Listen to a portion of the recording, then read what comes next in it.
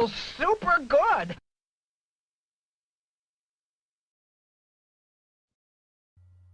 All right, we're on Disco Acid Cult TV. Anyone who stumbles across this will notice I have a different guest today. And I assume we're going to talk about music most of the time. Lee Christian, welcome to the show. Hello. That's You a killer are intro you have. what I know is you own and operate Quickfix Recordings, which is seems to be a record label, and you're the singer of Seems to be. Yeah, I don't know why I put it seems to be. This is I don't It's you say I agree. I agree. It seems to be. I have We'll get followed- into the finance element maybe a bit later, I guess. That doesn't seem as much to be one. That takes me some convincing. I've been following Quickfix for a little bit, and I really started looking more into it once you hit me up and we were going to do the show. You also sing for a band. Do you call it Smile or do you call it Smilex? Which one do you go with? Smilex. It's named after the chemical that the Joker kills everybody with a smile on their face. Okay. That's what it's named after. And that was way before anything comics was cool. That was when you still just got beaten up for being able to read. Do you know what I mean? Like, oh my God, you read. Oof. It's like they've got pictures. It's not proper books. Don't beat me up. Do you know what I mean? But yeah, so I like band names with little obscure pop culture references like that. Like, of course, the biggest one I think probably of my generation is Fall Out Boy from The Simpsons. All right, interesting. Right, yeah. I never even got that. I never put that two and two together. That's interesting. Yeah, I would say Radiohead from being a Talking Heads song. Okay, yeah. So I guess the first thing I wanted to say. Say what? Oh, I was just saying it's still just a music reference. It's not really it's not really taking something from. But there's quite a few movie. I can't think of a single one right now. But I can only think of like not unsigned bands, but like bands that were kind of like indie level or whatever, like Meet Me in St. Louis and like kind of various ones that are kind of stuff from like cool old movies and stuff like that. But yeah, I always liked the idea. Well, also I like the idea that the chemical kills you with a smile on your face, and I kind of wanted my band to have the same effect. Like, that's a perfect. And also, I don't know. I was really Batman. Batman was my favorite movie, Batman '89, and I just like the element. There's a kind of psychotic but fun, like dangerous but enjoyable kind of weird kind of thing. And it said something about corporate things as well, because it was like, oh no, he's been using brand X, and then but over here with the Smilex brand kind of thing. And so it's like, where the other one, not that generic brand X band that you're listening to. Do you know what I mean? So, but then we got everybody just called us the Smiles and Smiley and like everything, and just totally ruined it, like totally destroyed it. We'd turn up to a venue and the poster would say Smiley, and you're like, oh fuck. You know, oh, are we allowed to swear? Oh yeah, oh absolutely. Oh good, okay, that's all right. I'd be offended if you didn't. I have to say, the only reason I asked if you pronounce the X is because when I was in high school, hardcore music became a kind of a trendy thing around me and my group. I always hated it, but I'm talking like straight edge, traditional hardcore. And so a lot of the band names, you'd pick one word. So let's say the band is called Struggle. You'd want to pick kind of a tough sounding word like that. And they would put a lowercase x in the front and behind it, but you didn't pronounce them. It was kind of like a stylistic thing. One of the coolest examples of that was we used to play shows with this band and their name was Malcolm. So they became X Malcolm X. And I was like, oh, that is right. cool. Interesting. That's clever. Yeah, that's smart. Yeah. If you're in that scene, like that was the surest way of standing out, wasn't it? Yeah, exactly. So you're across the pond from us, right? Yeah, I'm in Bath, which is kind of near the Glastonbury Festival, which is like the famous big UK festival, and I guess just away from Bristol, which is where all like the big trip hop, like Portishead, Massive Attack. Someone's actually in the chat. Someone's watching. Hello, you.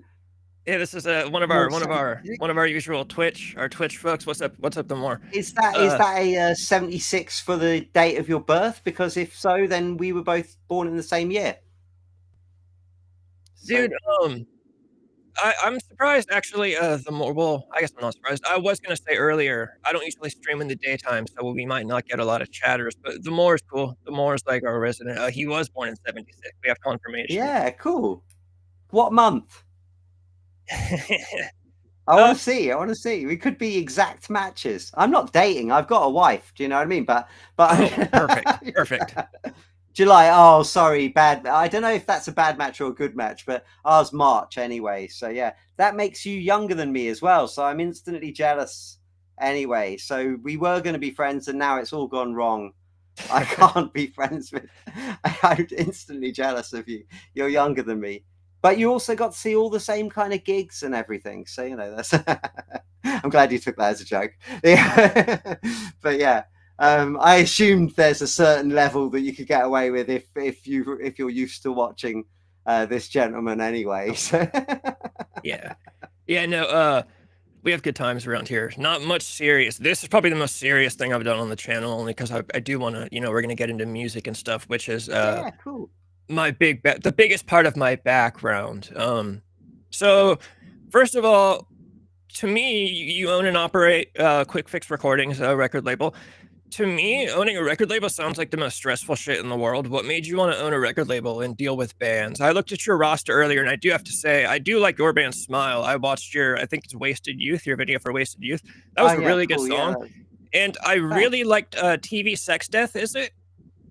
Yeah, I was say, yeah. I mean, I'll answer your question in a moment. But TV Sex Death, when the pandemic happened, we hadn't really been a record label so much as doing a bit of management, bit of radio. Like we'd kind of, me and the other person who formed the label had split off into these kind of different areas.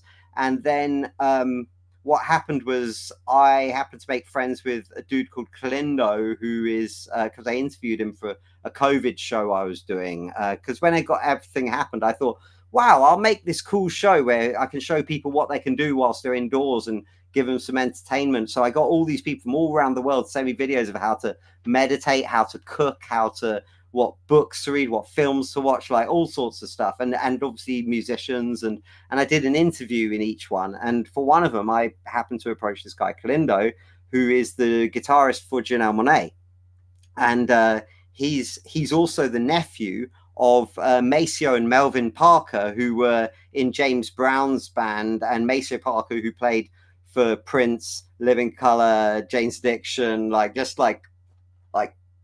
amazing kind of thing. So anyway, we get chatting, and he's like, I just say, hey, he put out this single basically, and it was during the height of the BLM riots and stuff, and it was a really mellow, like summertime.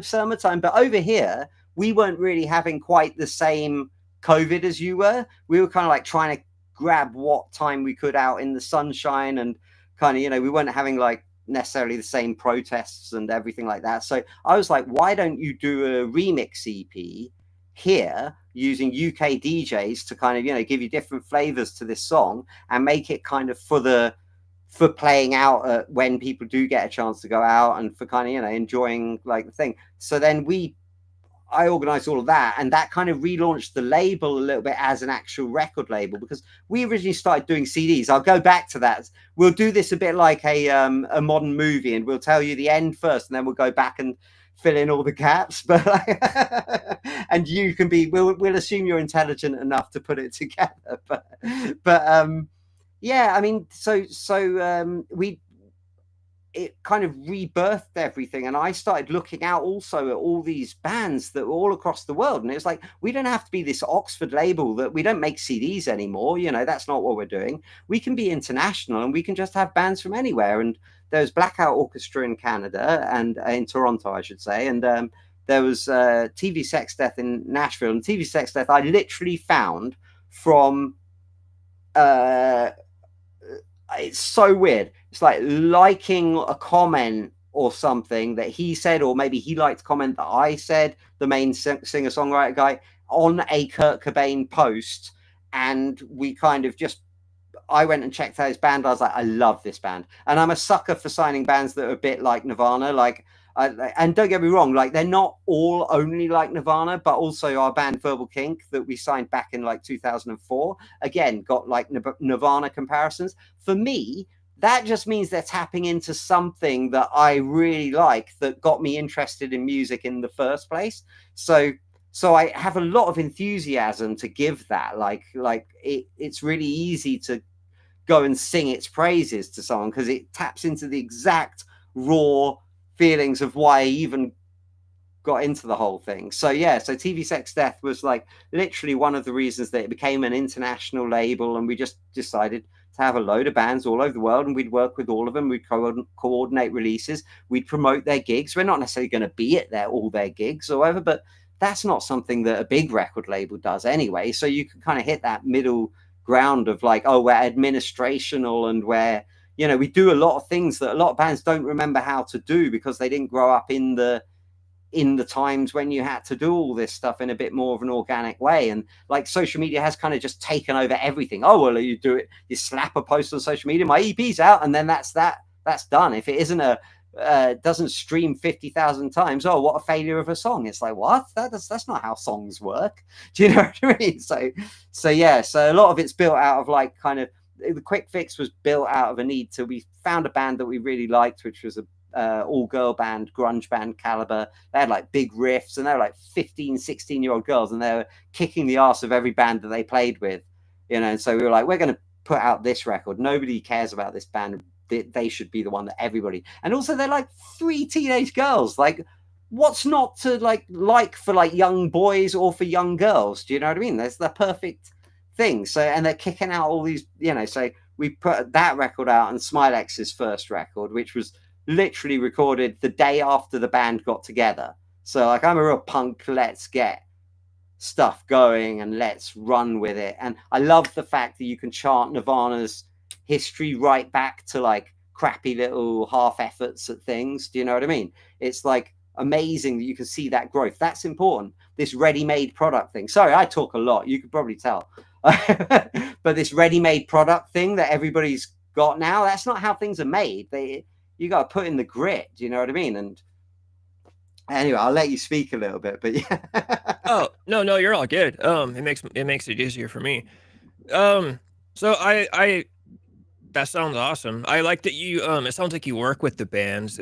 One of my kind of things nowadays that I notice is, to me, that's like the job of a record label. You should be like working with the band. Nowadays, it almost seems like it's pointless to sign to a label because they just kind of expect you to have everything done first. Like, you need to already have 1 million subscribers, and you need to already have a hit song. And it's like, well, wait, aren't you supposed to find the band that you like? You have faith in them. You have faith. Are you talking about like a major label? Really, any label, it seems like, even the smaller labels. I remember the last time I was ever in a real band, was 2013. So whenever I talk about my last band, keep in mind that I am talking about ancient history at this point. But to me, it's like it was yesterday. You know, that's what happens when you get old. Even then, like, I remember the smaller labels, it was kind of like you had to have, you know, some successful tours under your belt, and, you know, you had to have, you know, a decent internet presence. And it's like, I get that. I'm sure labels like that because it makes their job easier. But it really has changed. I think it really has changed a lot in the way that I feel like the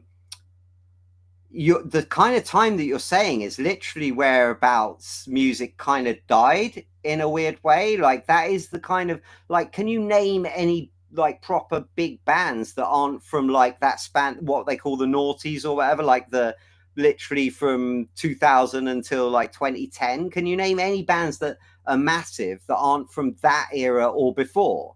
And I really can't, you know.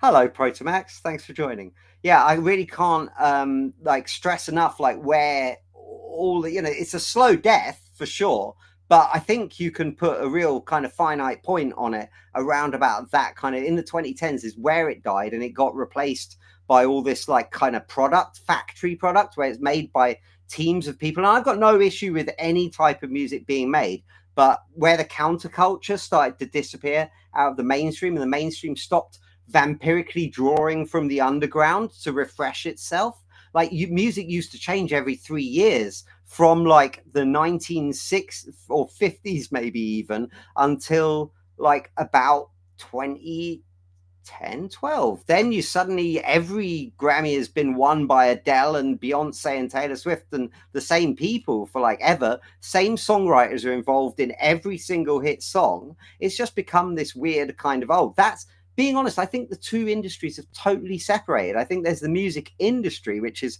musicians. Sorry, I think I might be getting loud. I can hear a little peaky thing, but Oh, you're good. but I get quite fired up whenever I talk about this stuff because it's like my whole life. But yeah, there's the underground, and we just want to be able to go. Want to record some music, we want to put it on something, and we want to go somewhere, and we want to play live for people, and then we want to sell them that thing, and them go home and listen to it and maybe like us even more than they did before and want to come along again and all that kind of thing, and get money in the van to get to the next city or whatever. And that's quite an honest trade. That in itself is kind of like anything else. It's like it's an adaptation of the minstrel. It's an evolution of the minstrel. Do you know what I mean? The wandering minstrel. All you've added is this recording thing. And what they've done is they've taken away our only thing and said, oh, well, you should be trying to stream like Rihanna so that you can be a product clothes source that we can attach all these brands to and make money that way. And it's like, we've got no interest in that. Was never, ever anything to do with what we were interested in. We would sneer at those bands. We got into it through Nirvana, who would like, the one great thing about Nirvana is they came like a scythe to music and they just chopped away a load of it and went, this is not cool. This is not good. I disowned bands because of Nirvana, like Extreme, Guns N' Roses. I stayed away from them for a little while because it was like, yeah, man, I hear what you're saying. It's all pretentious. I want to hear something a bit more, whatever. And so it took being in Smilex and finding that everybody in Smilex, sorry, not Pat, but Jen and Tom were both Guns N' Roses fans. It's like, oh, so are they back on the table then? Wicked. I'm well up for getting those back out, kind of thing. So because GNR were probably my first rock band that I liked that wasn't my parents. It wasn't Led Zeppelin, Jimi Hendrix, David Bowie, Deep Purple, Roxy Music. They had great taste, but like it was nice to have my own. I think maybe in excess if you count them, but proper rock band. It was GNR. I always say, seeing Slash and Axl recently was like, for me, was like some people seeing their Mick and Keith or seeing their Page and Plant together. And don't get me wrong, I loved seeing Mick and Keith together, and I'd love to see Page and Plant together. But for me, that era, my ones were Slash and Axl, so. Yeah.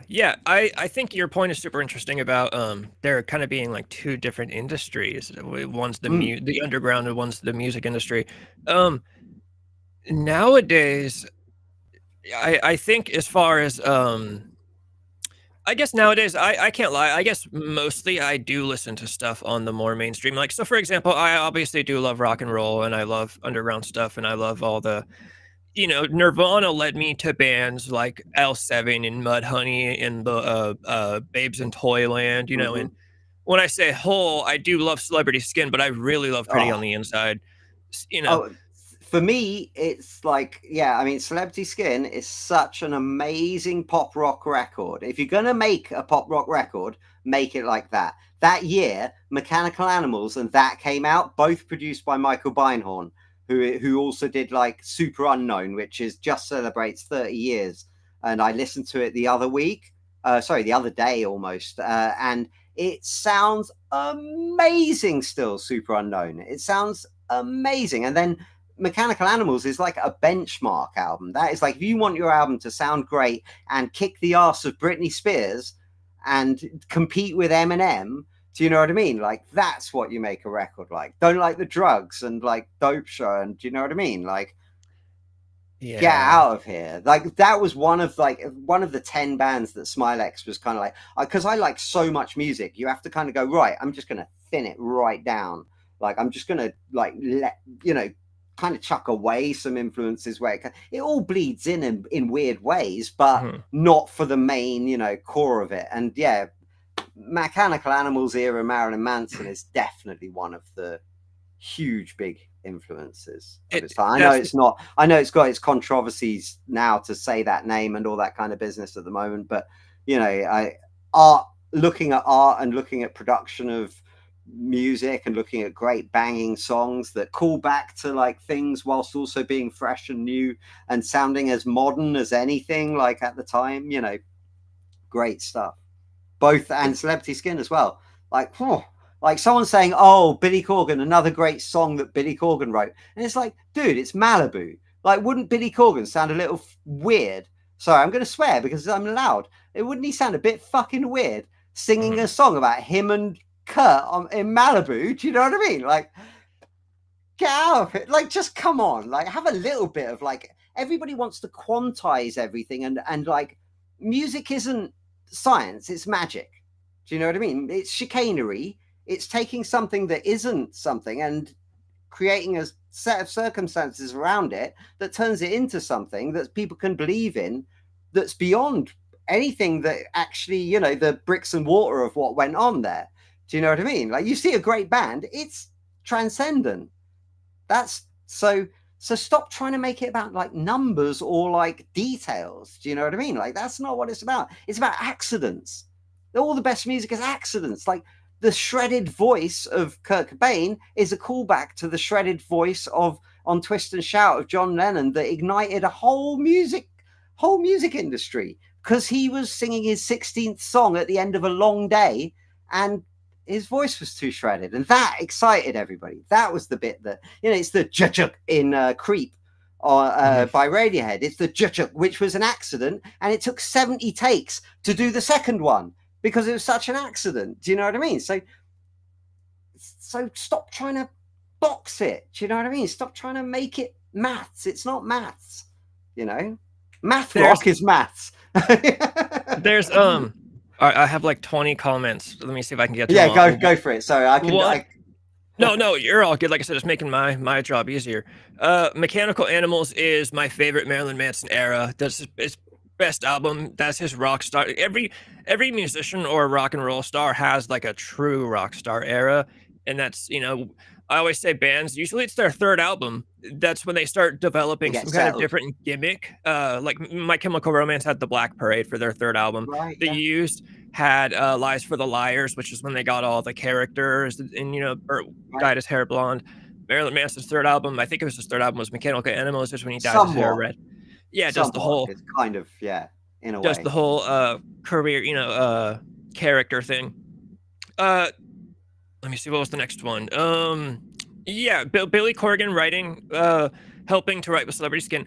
I hate that criticism, and I hate the Kurt wrote all her songs people, because one, first of all, the people that will say like, oh, Kurt wrote all of Courtney Love's songs, they'll usually say I love Nirvana, and then they'll say Hole sucks, and then they'll say Kurt wrote all of Courtney's songs. Well, wait, you just told me you love Nirvana. And how do they suck then? Like, yeah, and it's just like. And then my thing is, even if, first of all, yes, I guarantee you, I've also dated a girl who's a musician. Yes, I guarantee you, Kurt and Courtney sat around and did drugs and played guitar together and helped each other write stuff. Yeah, so I'm sure he did help her write. Gigs together where they first ever did Where Did You Sleep Last Night was like at a gig acoustic gig that they did together. So yeah, so you know, it doesn't take away from the art. Go figure, they were going out and they're musicians and they played together. Whoa, like Damon and Justine from Blur and Elastica. Do you know what I mean? It's like, of course. And Billy helping to write Celebrity Skin. Okay, like artists collaborate all the time. No one today writes their own song. Like so I love music. I was going to mention this earlier. I love Sabrina Carpenter and Taylor Swift and, you know, Charlie XCX. I do love this mainstream crap. I'll call it crap because a lot of it is disposable crap. I don't act like it's anything special. Sabrina Carpenter is not breaking any, you know, she's not doing anything different. She's not doing anything new, but I like it. But to me, it's kind of simple-minded. I like good catchy pop music. Like I love 80s Madonna. I've been listening to that a lot lately. A song that gets stuck in your head, which I guess kind of would then get into music, is magical. So Charles Manson, one of his kind of beliefs was that music actually was magic. There's a magic property to it. And now I'm going to kind of get off on a completely weird story / tangent. I used to play guitar in the college town that I live next to, I used to busk. I used to make like $100 a night just playing guitar, and I'd go buy some Percocets with it or something. And I would sit and I'd play guitar, and I met this guy named Bob. Bob, the ukulele player. He was a homeless guy who wore like nurse's scrubs, and he had a ukulele because that's all he could carry. Because he's homeless, you're not going to carry a whole guitar. And he was pretty out of his mind. He used to. I'd go there every day, and he would not remember me from day to day. So every day it was like he was meeting me for the first time. He used to carry around an Altoid can. Altoid's mints, and there would be weed in it. Sometimes he would pull it out of his backpack and say, "Let me see if Mother Nature has blessed us today." He didn't remember if he had weed in his can or not. He might have it, he might not. If it was there, awesome. If it wasn't there, bummer. And he used to ask me to play my guitar, and I would hand him my acoustic guitar. And I swear this was magic. I'm sure some people would say there's like a psychological or medical explanation for it. I saw it. It was crazy. I'd hand him my acoustic guitar, and it was like his posture would change. He became coherent. His eyes like opened. He was like a different person, and he would sing. He did a cover of Don McLean's Starry Night. I think it's called Vincent. I always call it Starry Night, but it's called Vincent. And it was like this dude just changed, just a completely different person. And then he would finish the song after singing, and he would hand you the guitar back, and he would instantly like slouch back over, and his eyes would close, and he lost his mind again. And I'm like, dude, I don't know what's going on when you give this guy a guitar, but it's super strange. Well, yeah, okay. So I mentioned about this 10. I can't remember whether we were on camera or not, but Smilex had like this. We went on a hiatus for about 10 years, and then we had this reunion gig, which was all quite last minute, and we kind of only were going to get one practice out of it. So the band ended up having the practice, but I had a stress, a lot of other stuff going on, dad dying, legal case, things like that, caused a stress-related sciatica, which meant that I literally couldn't, like, the weekend before the festival, I was like, and I'm running the festival, by the way, like I'm running the whole stage both days, and yeah, and we're supposed to be playing this reunion gig of like this band where I'm at least known to people who know the band for jumping around and climbing on things and, being like crazy person and everything. And obviously it's going to be 10 years later, so it's going to be a little different, but there's still a physical element to it. Which if I go out and I'm sitting in a chair, it's not really going to come off. Do you know what I mean? So the weekend before, I can only lie in like one position and it's not excruciating pain. And I'm like, how is this even going to happen? And I ended up getting on, like I've got a doctor who luckily plays keyboards in the Wurzels, who are this English band who do weird farming songs. But anyway, they get to play everywhere, every year. And he understands like the necessities of playing in a rock and roll band and all that kind of stuff. So he managed to sort me out with the appropriate painkillers that would actually allow me to get even going, do the exercises that I need to get better and all that kind of stuff. So anyway, a week comes along and I'm on a cane the whole time and everything, and I'm taking painkillers, so I'm quite spaced out, and I'm drinking this like CBD drink and stuff, and I'm smoking a little bit, but like not kind of, not doing anything too crazy or anything. And then literally I don't know, I got on stage. I didn't have a chance to rehearse any of these songs with my band because I was in no fit, and I didn't want to also risk traveling up to have the practice, then fucking myself, and then not being able to kind of actually do the gig like the day after or something. So yeah, so without any practice, it all just kicks in and boom, I'm like jumping off the stage. I'm like, do you know what I mean? And then as soon as we stopped playing again, I was back on the cane and everything. Do you know what I mean? So yeah, it is. It's like, it's that same energy. When you hear about like, oh, then this person did this freakish thing where they lifted a car so that a kid didn't get crushed, or it's that same, like, you tap into something that you have potential that you don't use like most of the time. And in that state where we are most enthused about being in it, do you know what I mean? And it's about being in it enough to kind of not care and just do things.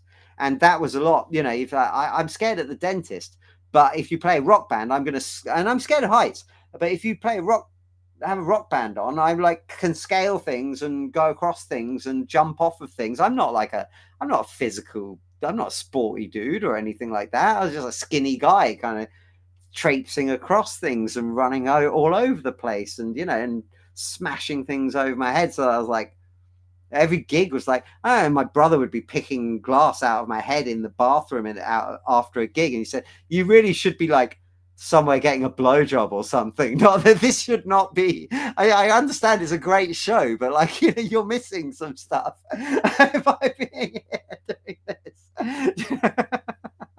And then you have like some reviewer who's at the back of the gig, and he said, oh, what's all that on your head then? I said, did you not see when I was smashing the glass over my head? He said, oh, I thought it was sugar glass or something. Like, what kind of a performer do you think?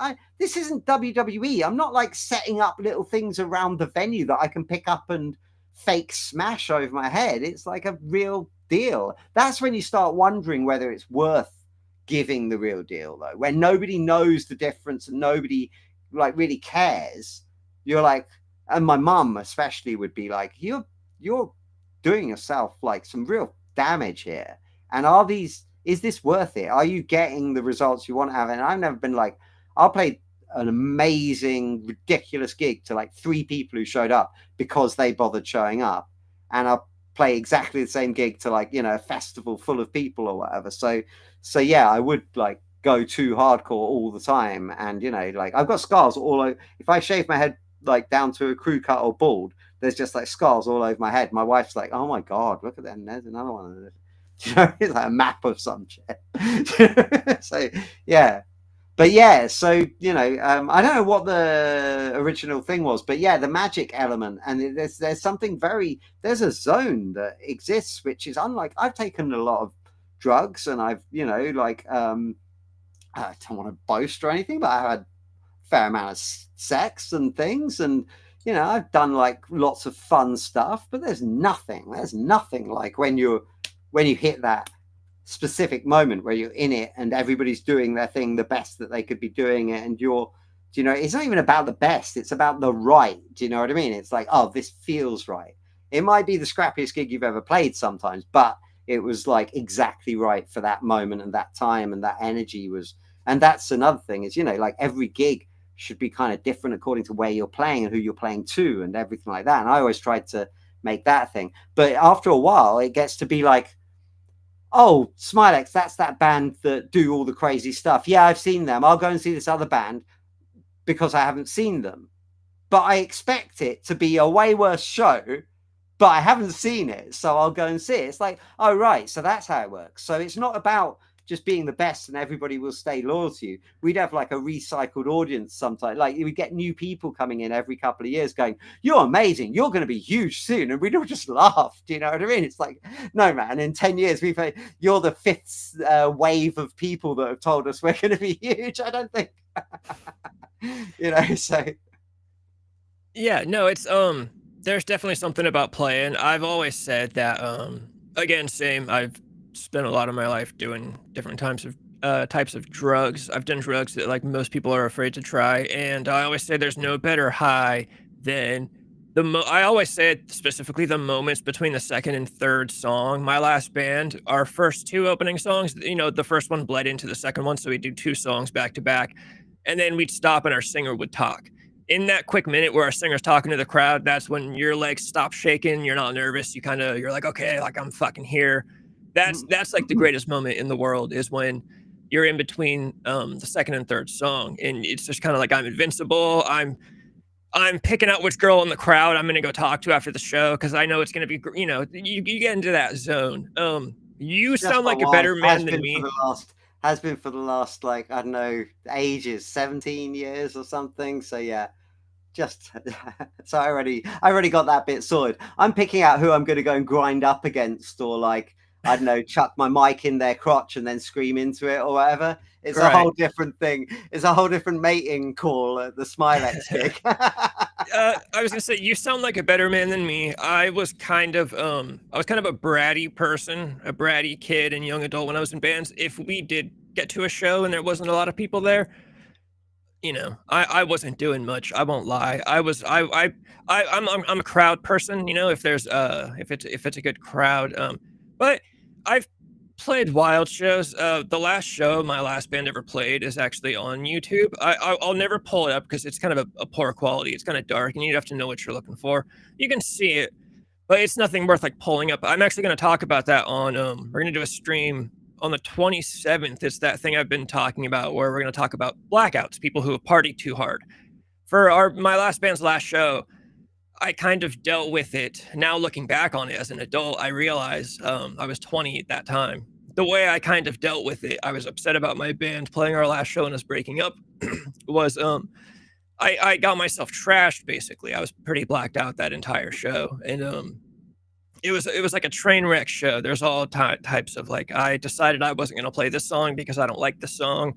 So Okay. I'm gonna smoke cigarettes instead behind the amp in this indoor venue that does not allow smoking. So I'm gonna I was tripping all over the place. Our bass player's mom was there. That was entertaining and but aside from playing shows too trash, but the thing is, I will say I when I decided to play guitar at that show when I liked the song, I played really well. And so I think that also leans into you can be totally blacked out and because of the kind of magic of music, if you've got that adrenaline that will help you through the song. But now that we're talking about shows, I have kind of I don't know if it's a theory, but I kind of think live shows are dead. I always say that, and this hurts me to say because playing a show is the best part of playing music. If I was going to start a band today, I wouldn't play a show. I just wouldn't. I would write and record songs and put them on the internet because that's all that matters. I'm a fan of this. You'd have to call him a rapper. I think rap is also a dead genre. I think it's all just pop music where they sing fast. That's kind of how Mhm. I put it. But I'm a fan of this guy named Dave Bluntz. He just did a performance at I think it's Rolling Loud. It's some festival where they have a bunch of hip hop and rap. And he's not the only one that's doing this. It's just my most recent example. You could also point to people like Cardi B or Post Malone. Mm. Everybody just lip syncs, and it's widely known now. Like Ashley Simpson deserves an apology because now all they do is they get up on stage, and Milli the Vanilli, entire yeah. song plays over a backtrack, and they walk around with a mic and they sometimes sing over the Yeah. song, Yeah, and Milli nobody Vanilli are cares. pioneers now. Yeah, Milli Vanilli are like the most legendary, started the whole the industry that we live in now. They were the forefathers of it. they You know how deserve a they call Grammy. like Neil Young the godfather of grunge? Milli Vanilli are the godfathers of the modern scene, and that poor dude committed suicide because everybody dissed him so much. Do you know what I mean? Right. So, yeah. But yeah, I don't agree. I don't agree at all, by the way. It's fine that I don't agree, but I don't agree Yeah. at all about like the making. I would just record songs and put them on the internet. There's like there's no real community. There's no real, you don't get much feedback about it really, like unless you're famous, only famous people get like, or if you're really like leaning in on some political theme or something, which is kind of a tacky way to go about getting your, do you know what I mean? Like, unless you're going to be all in like Rage Against the Machine or something, then I don't really, or Public Enemy, then I don't really think it's kind of like riding a little kind of movement of a second long thing in the grand scheme of things seems like a tacky route in. Well, really quick, but let me say, I don't know whether like I said, it pains me to say that. Like I said, I loved playing shows. I guess I'm speaking in terms of if I was going to make music or start a band today, that I was 100% intentionally trying to make successful. Like if I was trying to, I wouldn't bother with the shows just because I don't think the kids care about shows. Right. Again, back to the. I would say, have you got millions though? Like, because that's what you need. That's what I'm saying. That's the only way you break. The only way you break it is if you've got millions and millions of dollars. Like record companies spend like minimum $10 million on every artist that they launch. Or they launch 10 and you hear about one, and then they write off all the others as tax loss and then dump them in the street after and say, yeah, that didn't work out, did it?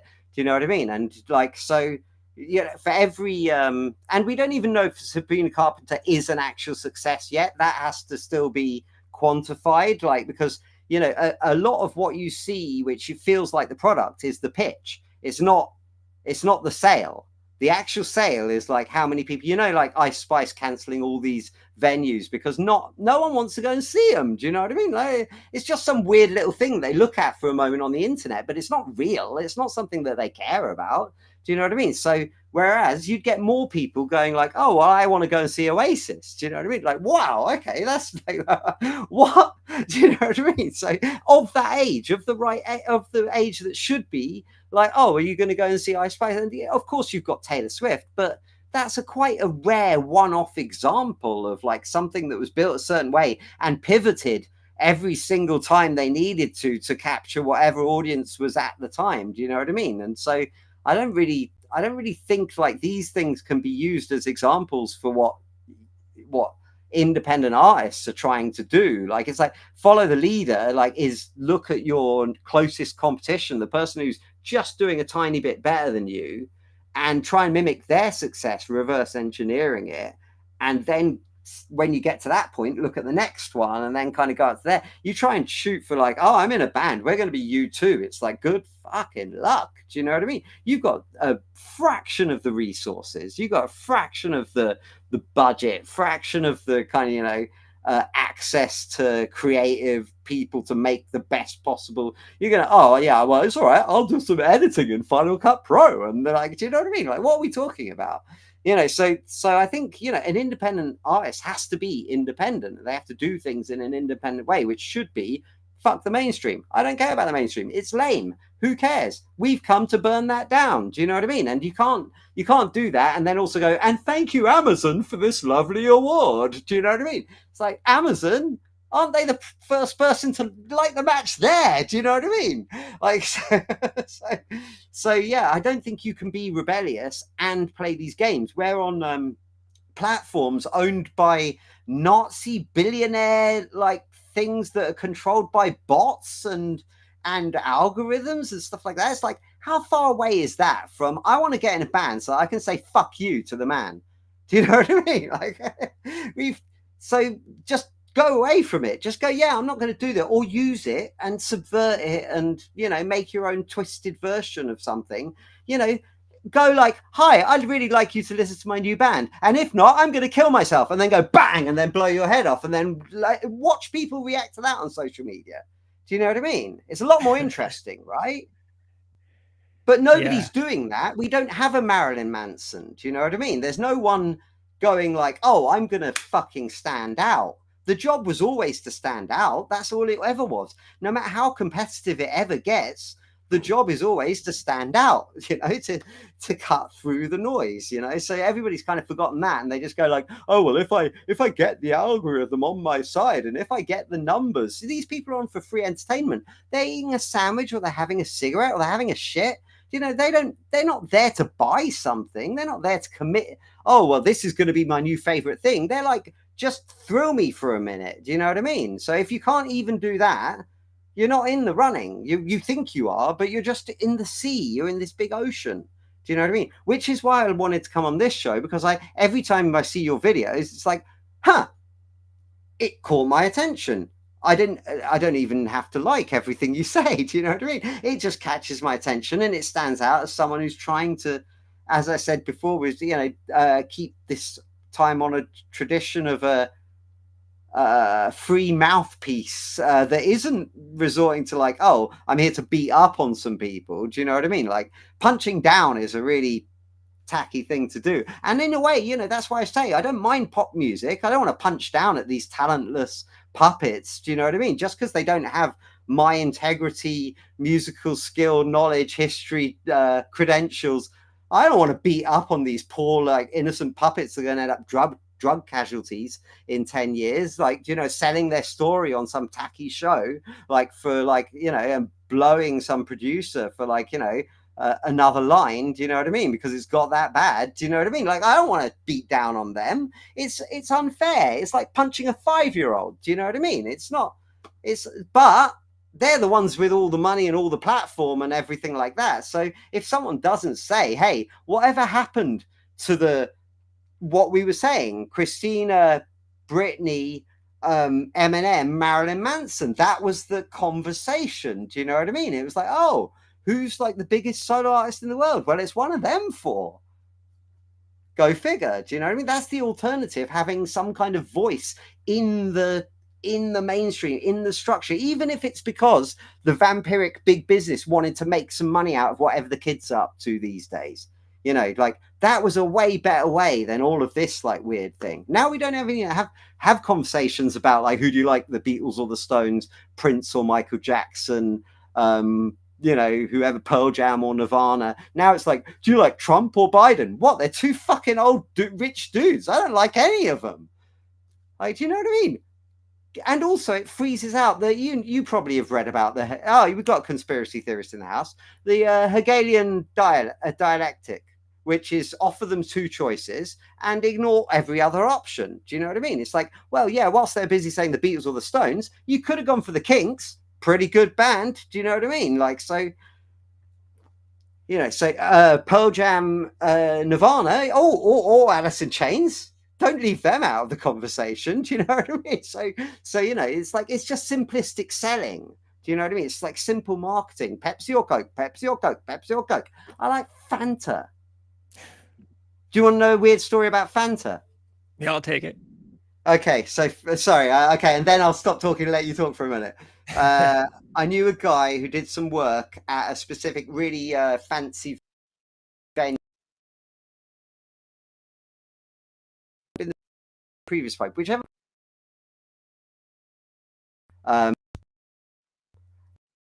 Yeah, I'm losing you for.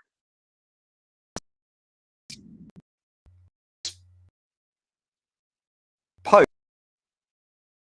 because he used to drink, and yeah, a big mat with like 15 different pairs of slippers for the Pope to choose from, and like how he, like, the minute the cameras aren't on him, he's like, it was some, like, I don't know, cigarettes, but like, it's like gets a pack of Marlboros out and it's like, do you know what I mean? And like, and anyway, he got this guy to run across Fanta because he's obsessed with Fanta, and the reason is because in the Nazi youth camps, they used to drink Coca-Cola a lot.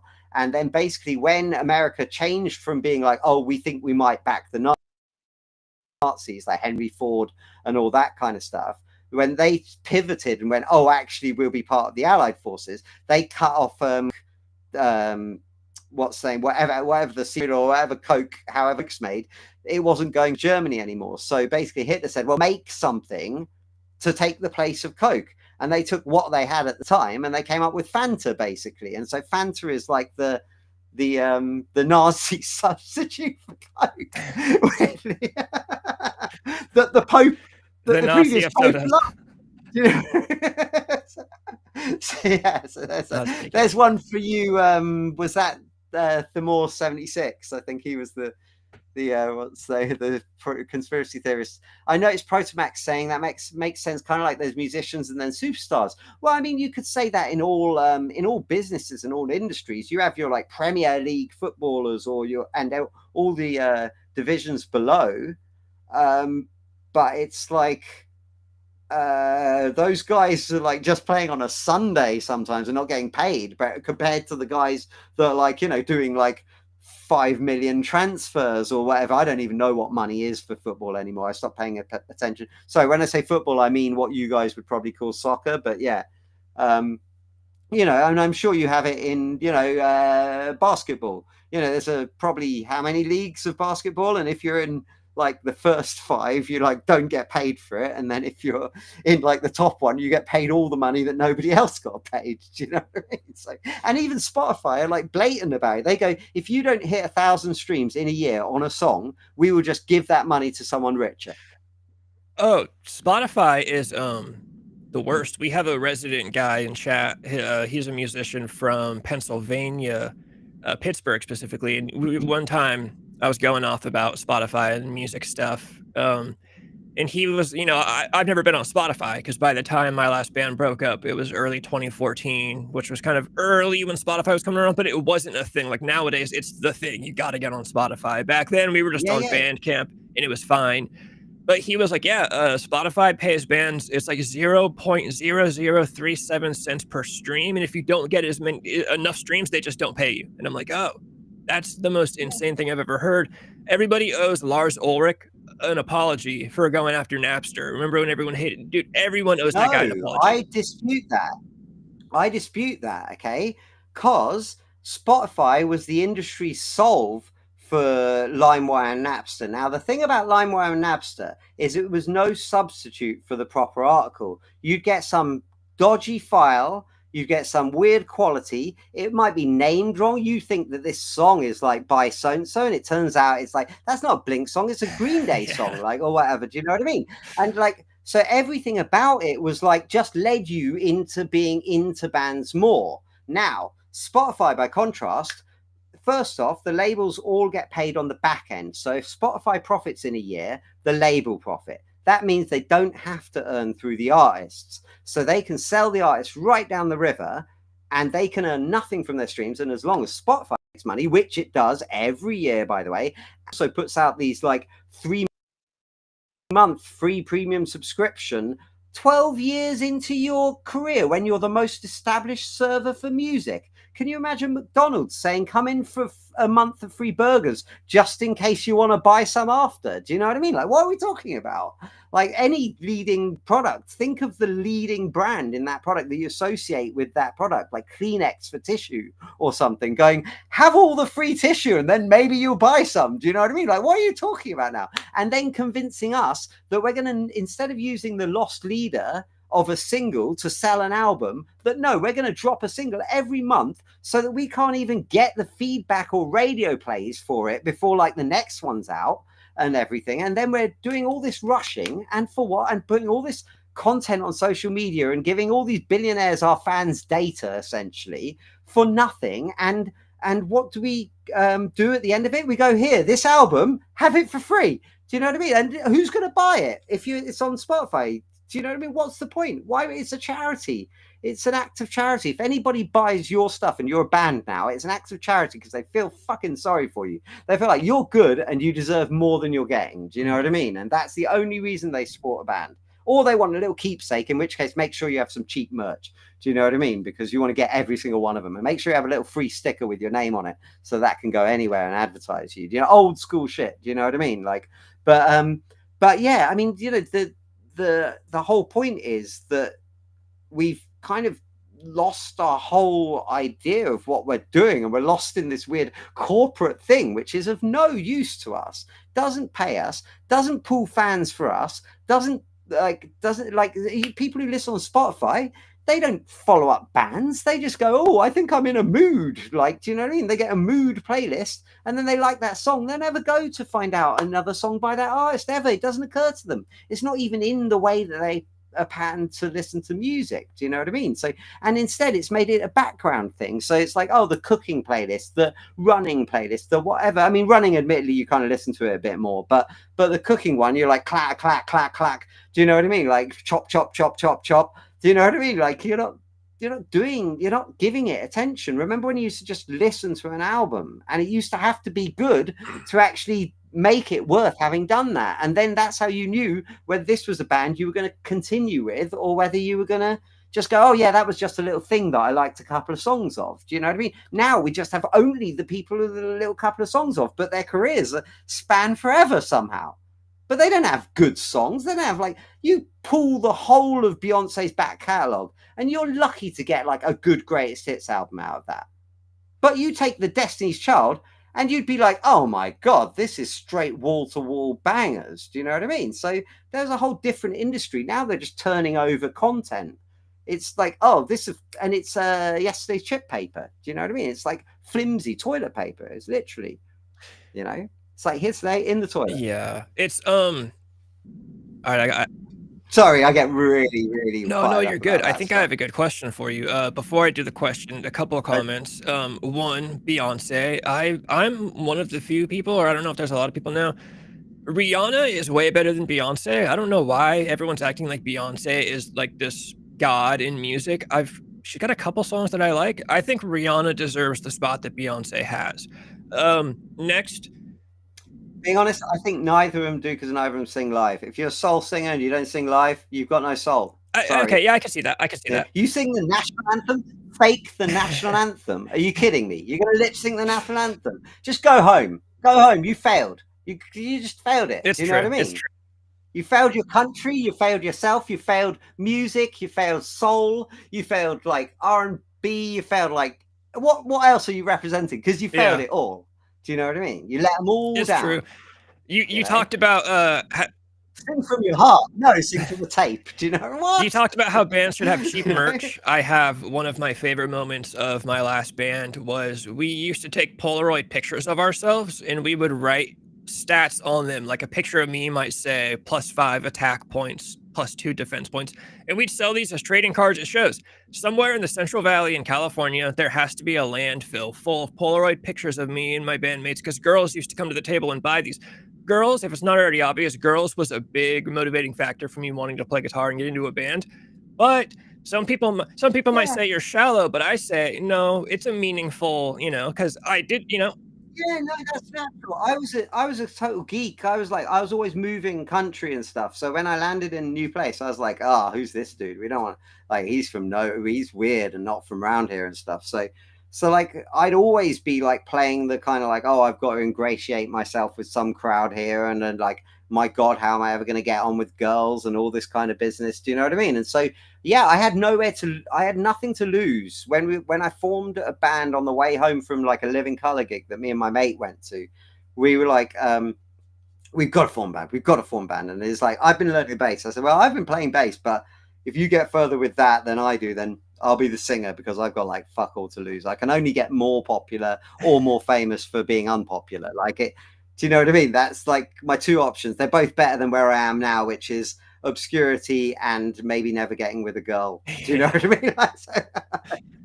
Then soon enough, I had a girlfriend, and then when I was single for a little while, like it was almost like I was making up for lost time. right. In a way. So it coincided with experimentation in like the more chemical side of drugs as well. So it kind of like all happened at the same time. Yeah, Living Colour. Yeah, the We're big Punk's, CM Punk fans on this channel, which means we're big Living Colour fans on this channel. Yeah. Well, Living Colour just a great band. You still go and see them, and like the dude, like the singer, is like the only singer who is better than he was in the 80s, and it's like just nobody like that. And also all the members are amazing, like absolutely amazing. And then afterwards, you could just go up to like a merch desk and like chat with them. And I just kind of feel like they deserve all the props and all the money and all the everything that ever, like so many bands who are bigger than them and just like massive flaccid sellouts. Do you know what I mean? When you watch them live, their guitar player, or one, I respect the shit out of any single guitar player in a band because I've done that and it's the most insecure feeling. When you have two guitar players, you've got that reinforcement. If I miss a note, if I mess up, he'll cover it. When you're the one guitar player and you're playing riffs as complicated as that guy, it's crazy. I also like how he's kind of I'm going to say the word sloppy, and that's going to sound like an insult, but coming from me, it's not against someone that loves Nirvana. I know you know what I'm talking about. It's on the edge of it might be bad, but that's the danger of rock and roll. Absolutely right. So two things about that. One on the that's how I knew that Tom was the perfect guitarist for Smilex, because we started off with a 2-guitar lineup, and it, like soon enough the other guy left. He went off to London, and then it just didn't carry on with him. And he'd helped me really get it together. He was like my childhood friend and everything, but we were just like, okay, we're away. And Tom just never wanted another guitarist, and he always said, oh, it'd be quite cool to have a guitarist that like I could have a pedal to turn them on or off according to whether I wanted them to be in the mix or not. And so so it's the perfect, and he is like, he'll be ripping out a lead and then into the riffing, and then like kind of play the delicate bit, and he'll be doing a backing vocal and the scissor kicks and whatever else. So I'm really blessed in terms of like finding someone who's just like, if you're going to be in a 4-piece, you've got to make it like that every member is the coolest person. Like the drummer is amazing, everybody wants to play like the drummer wants to play drums because they saw the drummer playing, and everybody wants to be the cool. If it's we had a female bassist, everybody wants to be the cool iconic female bassist who's rocking as hard as any of the guys, but somehow keeping it kind of all together. Like they're all kind of like stopping it from just being penises ejaculating everywhere kind of thing. Like they kind of keep it like the Darcy role in the Smashing Pumpkins. You know what I mean? Like they're like just keeping it that side of like, before it becomes like Motley Crue hard-ons or something. Do you know what I mean? So, and don't get me wrong, everything in its place, but there's kind of bands you want to be and kind of bands that you'll listen to with your tongue in your cheek. Do you know what I mean? So Yeah, exactly. and then the other thing I was going to say is Vernon, I'm lucky enough that I've interviewed him and chatted with him a few times, and he's put me on the guest list for shows and show, not shows. I don't want to overstate it, but yeah, which is amazing for someone who formed his first band because on the way home from a Living Colour gig, like to be on the guest list for a Living Colour Extreme gig was like, oh wow, this is like, because Extreme were like a band that I liked back then as well and hadn't really paid a lot of attention to in the time in between, but knew a fair amount from back then and kind of disowned around the grunge kind of era or whatever. But yeah, so and he said that his whole thing is like he's trying to get out of his own way with the playing. So he's learned a load of stuff and he's really technically like proficient, but he really doesn't want that to spoil anything, and he wants it to be natural because he likes jazz people like Miles Davis or whatever, like, and so he wants to pull it in and have the technique that he can do anything, but also it be free enough that it has that living, breathing kind of feeling of it could go wrong, or and that kind of thing. So yeah, I think it's a very conscious thing of his that it's a little bit, as you say, the word to an untrained eye, it might seem sloppy, but what it is it's kind of nicely unpolished considering the amount of technique that this guy has under his belt, which is, he started in jazz rock bands before Living Colour, so he's not got any, Am I too loud on this JBL speaker? That's what I want to know, because I keep feeling like I'm peaking. No, you ought to be good. This is my Wednesday night co-host in the chat. What's up, Dirty White Boy? Okay, Cool. so a couple more comments. You pointed out the 4-piece band. That is something interesting. Yeah, whenever there's a 3-piece actually, I'll start with, if there's a 5-piece band, which is the most typical, it seems like, or more, it seems like the singer is always the star. He's the main. But when you have a 4-piece or a 3-piece, each person is kind of their own star. Motley Crue, they're all known just as well as any of the other ones. My last band started off as a 5-piece, then became a 4-piece, and we were all certainly in our area that we rolled around in. We were all certainly known equally. And also, my high school band, we had a girl bass player, and I will say, once you're a girl bass player in a rock band, you become a chick from the rest. You are the chick bass player. That kind of becomes the title of girls when you play shows. I'm going to go way far back. Something that you mentioned quickly, and I think this will be a question that I'd imagine you'll be able to go on for a little bit. You mentioned people not being concerned or not being too worried about standing out when they play music or in bands. So my thing is with the internet, the kind of the playing ground nowadays is pretty much the internet. It's like social media. Do you think it's even possible to stand out nowadays? Yeah, I do. Like I saw an ad for, it's just weird things. It's like I saw a band with a sign about like something about either a gig or a CD or something, and they were like, and they had a rope around their foot, and there was a car driving away from them, like with the rope attached to the back of and I was like, you're smart. And there was this rope, I can't remember what their band, but there were 2 kids, and they had their granddad in the garden, like rapping like Limp Bizkit, like rapping whilst they're playing like break stuff or something. And like, I don't know how far it all goes and everything. What you do with that once you grab someone and you take them somewhere, then, like what you can do with that, I don't know. But you can get people's attention. You can stand out from the masses. And also, sometimes you're just trying to stand out to someone who might like your kind of thing. So you don't have to like stand out of the 100,000 songs uploaded per day, which means like how many million, like what are we talking about? Do you know what I mean? So it's just unfathomable numbers. So you don't have to stand out amongst that so much as just stand out amongst like this narrow little area that you're actually trying to get your fans, which, rock has now split up into so many subgenres that I think it's actually killed rock music. Like, because if you have a gig where you've got like all the type of rock bands all playing on a bill, then you have everybody at that gig, which makes it a really popular gig. But then if you just like do doom metal and they don't like stoner metal, And it's like those two things are the fucking same thing anyway. But like, like Yeah. they're both Black Sabbath, basically, is what you're saying. Yeah.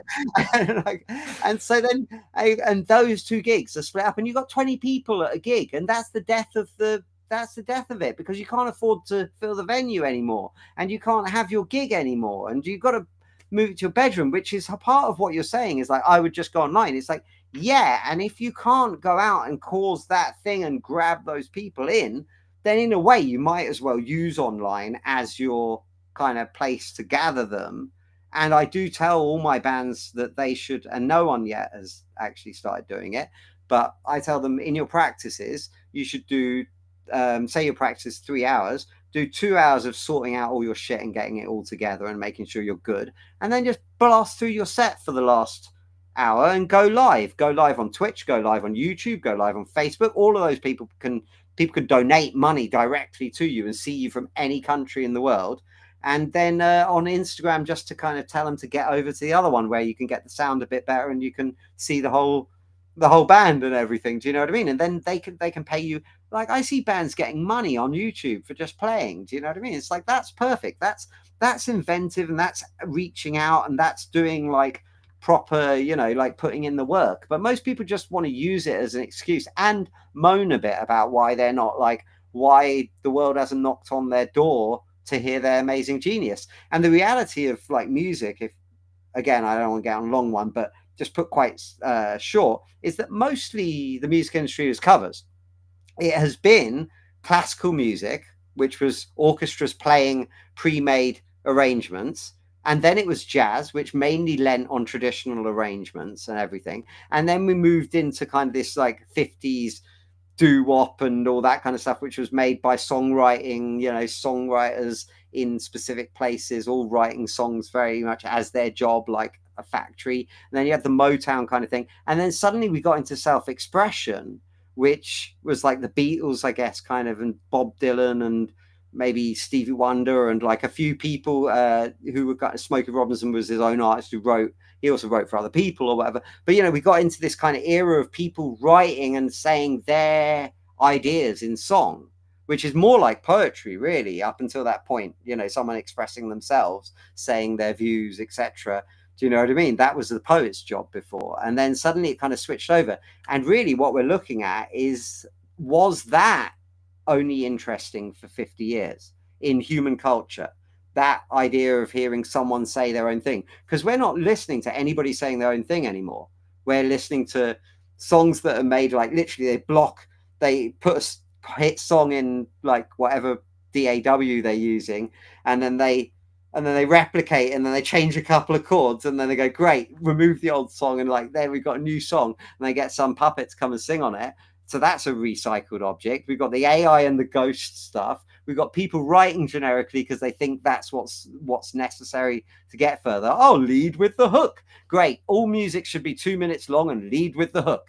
Do you know what I mean? And all verses should be 16 bars. Do you know what I mean? Like, what are we doing now? You know, are we making factory like tins of spam or something, or like, do you know, tins of baked beans or something? Or are we actually making some kind of expressive art that has, you know, changes form and can be new and exciting and different? Like, is the art of a 7-minute song just uninteresting to like most of the audience now? It feels that way. They might not know how the end of the song even goes nowadays because they switched on, you know, you listen to like, I thought we established with like Stairway to Heaven, Bohemian Rhapsody, do you know what I mean? That songs can sometimes be long and still have good bits tucked away near the end. In fact, the best bit of both Stairway to Heaven and Bohemian Rhapsody is if you can stick with the song for a little bit, you get the payoff. Do you know, where it rocks out? Do you know what I mean? So yeah. So on the topic of long songs, actually, what do you think about this? By now, it's probably an old argument that I tend to agree with. I'm sure people have noticed that I'm kind of cynical and negative about things, but you know, people talk about the attention spans of kids nowadays. There's this trend that I saw. This was a while ago, but I'm sure it's still a thing, because so many kids they take in all of their media from TikTok, which is, you know, usually 1-minute videos. Kids will go see an artist, and they're the loudest fucking crowd for this 1 minute of one song, and then they're dead the rest of the time because they don't know any other song. kids don't listen to full albums anymore. It's all just the single. And now you see like I'm not a fan, don't get me wrong, of the band Falling in Reverse, you know, Ronnie Radke, but Well, I don't really know anything about he is one of the bigger artists today in the rock world, so I keep up on him. And he said it himself. He's like, I release singles, maybe EPs, because the last time we did a full album, it was pointless. Well, I think his album that he released in 2011, Falling in Reverse, his debut full-length album, went gold in 2019, and it was a huge celebration. And it makes me think about like, you know, bands back in the day used to put out an album and like in a month it was platinum, and nowadays it takes years just for one full album to go gold. Yeah, so I think and I will say, don't get me wrong, I don't always have the patience for a long song. If it's good though, like I love that track. What's it like? Gallons of rubbing alcohol will fill the Right. strip by Nirvana, and that's just And like a what is long that? jumbled Can you mess. imagine? Can you imagine anyone? I mean, admittedly, it is a secret track. Like, so it's not Yeah. like they. But even just take something a bit more commercial, like radio friendly unit shifter, okay, which is a sarcastic title, but a far more approachable song than gallons of alcohol or whatever. So take that. Would you even get a band ever trying to do that and expecting to get anything beyond like a smattering of a few people liking them? Do you know what I mean? Like, would people, I mean, and it's, do people still want to hear noise? And my answer actually is yes, kids are really into this stuff. There's tons of really cool teenagers that I know who are only into this stuff. They hate all the other stuff. They talk about it. Because it's part of the culture, like it's part of just what's famous or whatever. So, you know, kind of like, you know, you would know who Michael Jackson and Whitney Houston were if you were a grunge teen. Do you know what I mean? You weren't like, oh, I'm oblivious to their existence, but it didn't mean anything to them. Like, that's why Nirvana managed to get number one, knock Michael Jackson off number one. That's a huge deal in the time that it was. That was a huge deal and a huge cultural kind of shift. And that's not like, it didn't diminish Michael Jackson, but it said a lot about where the new young crowd were kind of at in terms of, you know, and that doesn't mean that Michael Jackson ceased to exist for them or whatever, but it's less relevant. It's less like, so I don't think a lot of kids, you know, they might chat about, you know, I mean, I have chats with, like, because I used to work in comic shops, so I chat with a lot of teenagers all the time, and I have chats about like Takeshi 6ix9ine or whatever, and things like that. But I don't think that the person I'm chatting with thinks that they're talking about Ice Cube. Do you know what I mean? Like, they know the difference between an Ice Cube, you know, an NWA thing, and, you know, or yeah, I mean, Takeshi, that's a bad comparison because Ice Cube split off from NWA, but just say like something who started solo. I don't know, like maybe a Snoop or something. Do you know what I mean? They know they're not dealing with like, this isn't a classic artist. This is just some fun, ephemeral shit for now. Do you know what I mean? It's the same way they use, like, kids are smarter than we give them credit for. You think, social media is going to corrupt their brain. They're already bored of it. Like, they don't post anything on Instagram. They use it to chat and send shit to each other. It's all DM. They use it like adults use WhatsApp. Do you know what I mean? Like, it's so I think things, you know, I think there's new ways that I don't want it to, like, I'd like to respect something about it and hear something that I like in it, but I don't have to like it. What I'd like to see is a load of kids liking it in the same way as I liked Nirvana, or, do you know what I mean? Or, you know, whoever liked the Beatles when they, you know, having that same kind of passion and involvement and it being culturally significant. You know, Bob Marley, John Lennon. Who are we going to have now? What are you talking about? There's nobody. Who is it? What, Chapel Roan? Is that John Lennon now? Is that Bob Marley now? Is it? Do you know what I mean? Like, don't get me wrong. Respect to her. She says something about how people should get health in a country where everybody should get health anyway. But, you know, like, sorry, I live in a country where we get health, so it's not impossible. It can just be done. Do you know what I mean? Like, so you know, like, never mind the music industry. Worry about the fucking people who aren't even doing songs. Do you know? Yeah. Worry about the people who are working on buses and, you know, in this, you know, do you know? So yeah. So I think there's a kind of weird, like, we're not really. we're not really hitting a level where things are kind of like interesting, because it's all a load of puppets. What do you expect from them? They're only going to be as edgy as they're allowed to be, and not risk their, their nice, comfortable little thing. That was the great thing about self-destructive people in the old days. Tony Wilson, who started Factory Records, Joy Division, Happy Mondays, huge Manchester scene that blew up from like this guy's enthusiasm for one city, basically, and seeing one Sex Pistols gig. Do you know what I mean? And right, what are we going to do? And the whole thing is, he didn't sign anyone properly. So when it came to be bought out, he just went, well, none of our bands are actually signed, so we have no contracts with any of our bands. So yes, of course, feel free to take New Order, feel free to take whatever. And the guy said, you're fucking crazy. He said, no, I just never wanted to be a sellout, so I made it impossible. I never had a contract. Do you know what I mean? So don't get me wrong. Now that would be really foolish, because there's a lot of stuff you have to make sure that you're allowed to do.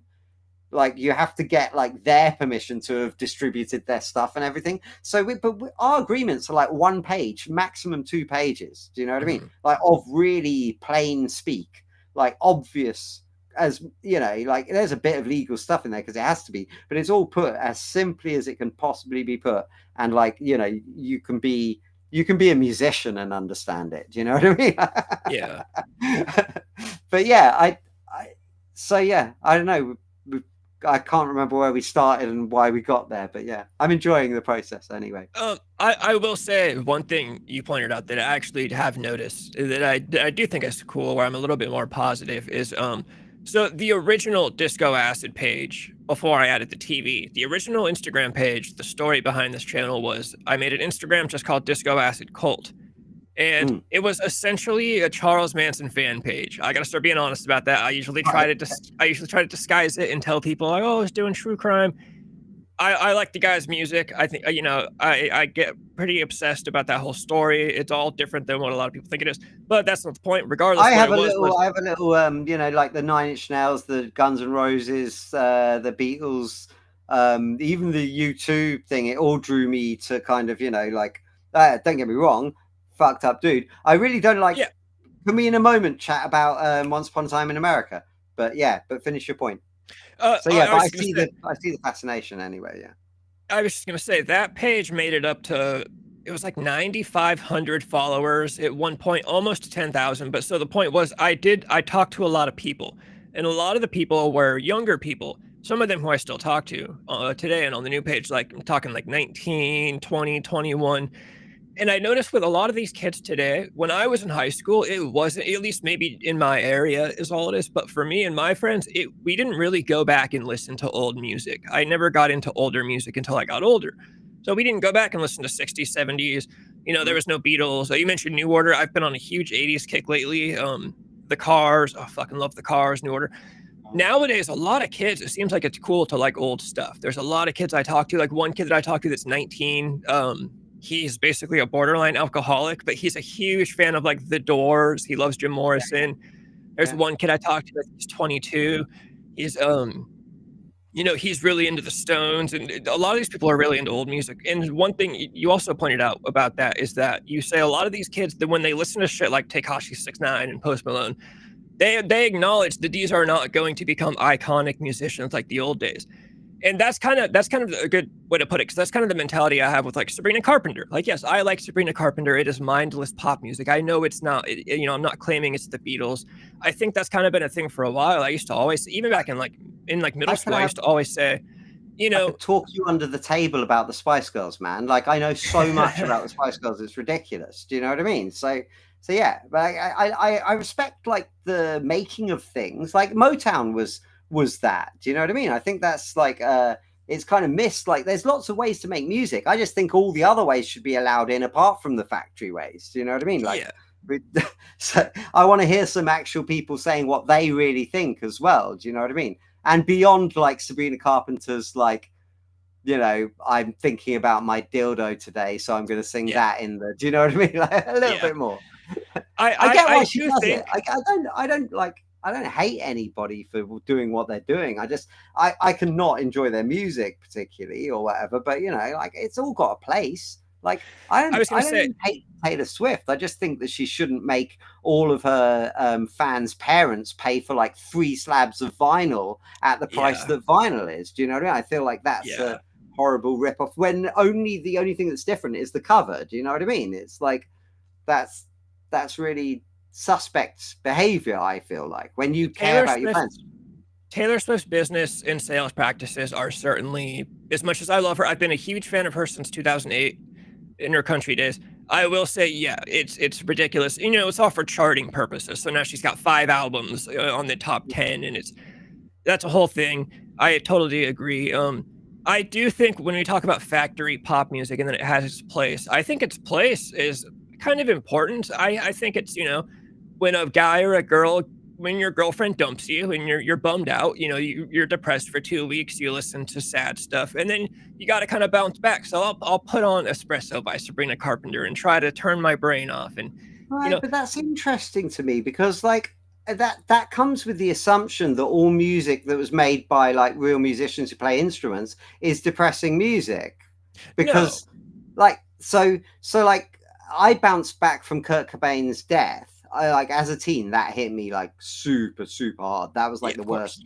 That was like such a big thing to me. That was the reason because I loved Prince before and I loved Guns N' Roses and that, but I never thought I could do music because it was always like, oh well, I'm not going to be able to make November Rain in my garage, am I? Do you know? Or like I'm not going to be Prince playing like oh, now let me play some piano. Now let me sing in several octaves, and now let me rip out the guitar. I'll jump on the drum kit. Why not? And pluck out the bass. Like, what are you doing now? You're a superhuman.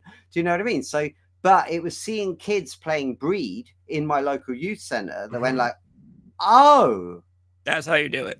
shit, anyone can, right? And then working out about a girl and stuff, and then going right. So if you have this D chord there, and you just make then you can do your own songs and stuff, like with your own chords, and you just restructure all the chords that you've learned from all the other songs. Do you know what I mean? And stuff like that. So my whole life is totally changed because of Kurt Cobain. And when he died, like I went into a deep, deep thing, and I went on a holiday with a load of college friends that I'd fallen out with, and I was really not looking forward to it, but I'd paid for it, and we all decided to make the best of it anyway. And we had got on really well until this one thing that set the whole thing really bad.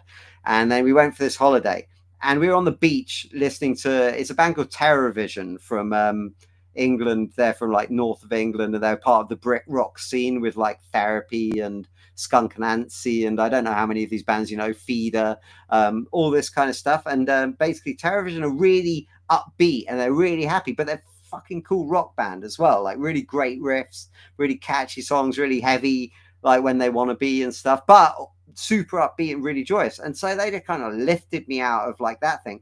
But I didn't ever need, and likewise Blur, like Britpop, like Oh yeah, really upbeat stuff. So I was almost a bit too. I had my first proper girlfriend in 1995, so I wasn't really feeling the bends anywhere near as much as I was feeling Supergrass's "I Should Coco," which was like chirpy, upbeat punk pop songs instead of like the bends, which is epic miserableism. And don't get me wrong, it's an amazing album. I love it. I'm from Oxford. I'm not allowed to say I don't like the bends. I'd get killed, arrested by the Common Police. But like but I wasn't up for that album as much, and so I do think that we've kind of started going like, oh, like what the space that we used to have for the cheesy stuff, like I used to dance like Take That or something, or again, as I said, the Spice Girls or something, where you're like, tongue in cheek liking it, whilst we know what the real stuff is, and we can kind of still use all the real stuff, like kind of, we don't really need the factory stuff. We could just have it as and when we like, kind of like factory produce. Like you don't really need Coca-Cola, but it's nice to have when you got a pizza, right? Or a burger. Any food I associate with New York, I want to drink a can of Coke with, basically. But like, yeah. So, but yeah, I don't know. I think, but also, pop used to be made better as well, and that's yeah, another thing. Is yeah. that when you get into the weaker version of the weaker version of the weaker version, you're drinking this drink and you're like, is has this got alcohol still in it, or is this just like, oh no, this is like 0.5%. Why am I wasting my time with this stuff? Do you know what I mean? So I just want like and I don't have to have a 7 to 10% beer. Do you know what I mean? I don't want to get like wasted out of my face, but I'd like it to be like a decent 4.5 or something before I even, you know, entertain it. Do you know what I mean? So yeah, and that's music content instead of alcohol content, Right, I guess. right. Do you know what I mean? Artistic feeling like it's that person. I really want to feel like On Vogue used songwriters and production team, but you didn't feel like it wasn't them when they did like Free Your Mind or What a Man with Salt and Pepper. Also, you know, they didn't ever feel like people kind of were a bit better at staying on like a brand that felt representative of themselves, more like a costume they put on. And I feel like tons of people have like a costume they put on, or they have a thing that they can do and they stick to it, and you just don't hear about the competition ever again. You know, like Adele who sits on Amy Winehouse's throne every day. Do you know what I mean?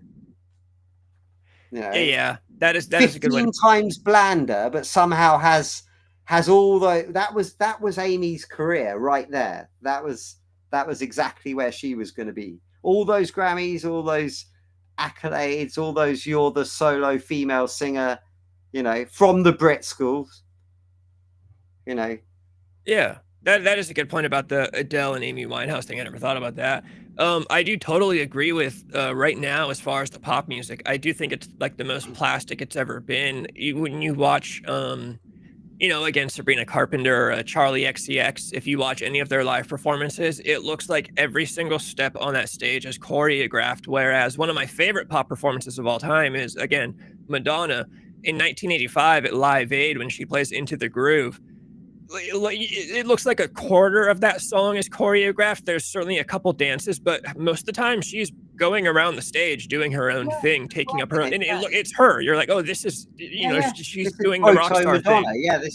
Yeah, absolutely. Yeah, no, I mean, I'm not against like some decent choreography. I'm not against like, you know, I like a good Michael Jackson show. I like a couple of Madonna shows, like particularly around that around the sweet spot for me is like anywhere between kind of Vogue, Express Yourself up until about Ray of Light, and then I might take music if I have to, but I'll kind of like, yeah, it's like where she's still making kind of arty pop, the prime period being like Human Nature, like that song really might be the apex of like Madonna. Just somewhere between Erotica, Justify My Love, and Human Nature is the like one of those three is the best Madonna song, and then everything else is kind of after that, and that's even including Like a Prayer with Prince on guitar. Do you know what I mean? So got beef with her actually. She re-released the did a re-release, I think, of that album, whatever that album was that had Like a Prayer on. Like a Prayer. She did a re-edition, and she removed the version from the album that's usually there and put some like extended dance mix. Doesn't feature Prince's guitar at all. And then she also removed one of the other bits that has Prince on it, and it's like, what are you doing removing Prince from your album for the remaster? Do you know what I mean? So still, it makes it way less listenable. Do you know what I mean? Every ounce that you take Prince out of something, you're only making it more boring. Do you know what I mean? So... that is crazy. You had Prince in something, you take him out of anything. It's so, yeah. My mom loves Prince. If my mom was here, she'd talk to you about Prince for 24 hours. I love your mom. Big up your mom. I'm wearing my mom is wearing a symbol right now. It's like he's like, yeah. Some people feel about Jesus how I feel about Prince. Do you know what I mean? My mom is where I get most of my music, like my love for music from. It's actually kind of crazy. I've got like very vague memories of like being in a like a booster seat in the backseat of the car listening to Blur. My mom loves Blur, you know. I would do the woohoo to, you know, song 2 in the backseat of the car when I was a kid, stuff like that. We have a few disagreements here and there. Like she hates Pantera, which I think is just blasphemy. I understand I love Pantera. I can understand a lot of girls not liking Pantera though, to be quite honest. But when it comes to girls not liking or liking bands, my mom loves Rush, and that is one of the funniest ones to me. Because the thing about Rush is if you want to get laid, you do not take your girlfriend to a Rush show.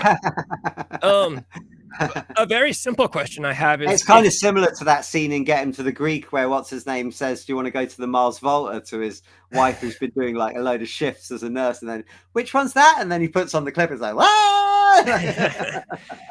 a really simple question that I'm sure you can't actually pick one answer. And like, if somebody asked me, it would just depend on what I've been listening to. Mhm. But as much as you can, what do you think? Let's just say 1920s up through like 2010. What do you think, if you can nail any, and you could pick a couple? What do you think your favorite decade for music is? If there's a gun to your head, 90s, absolutely the 90s. It's like where everything, it's where everything, because in the 60s is super interesting, super exciting. That'd be a really close second, but it's not my era first off, so I didn't discover it all in real time. But by the 90s, you get all of the best stuff from the 60s is already there. Like if you were in the 90s, you had the Beatles anthologies coming out at that point, and you had like David Bowie like releasing like Outside and Earthling. As I saw Bowie in 96, so like, and that's the only time I got to see him. So it's like, so for me, and he was doing like, I don't know, a part drum and bass album at the time, so it didn't feel like it wasn't 90s music either. So you kind of had, I saw the Sex Pistols reformed in 96. Do you know what I mean? So you both had like a real cool revival of lots of good stuff, but you had fresh bands where, like Dad would say about Soundgarden, he'd be like, it's just like Zeppelin or Sabbath.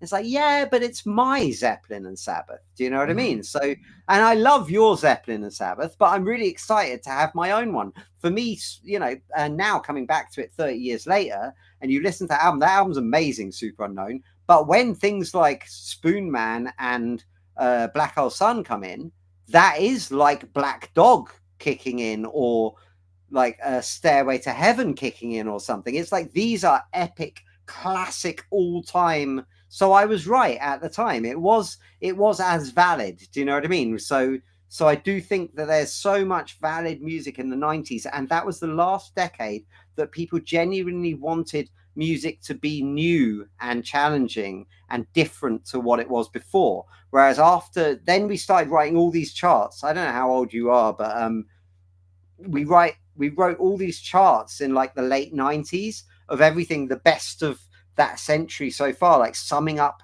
history, got everybody in a really retro way of thinking.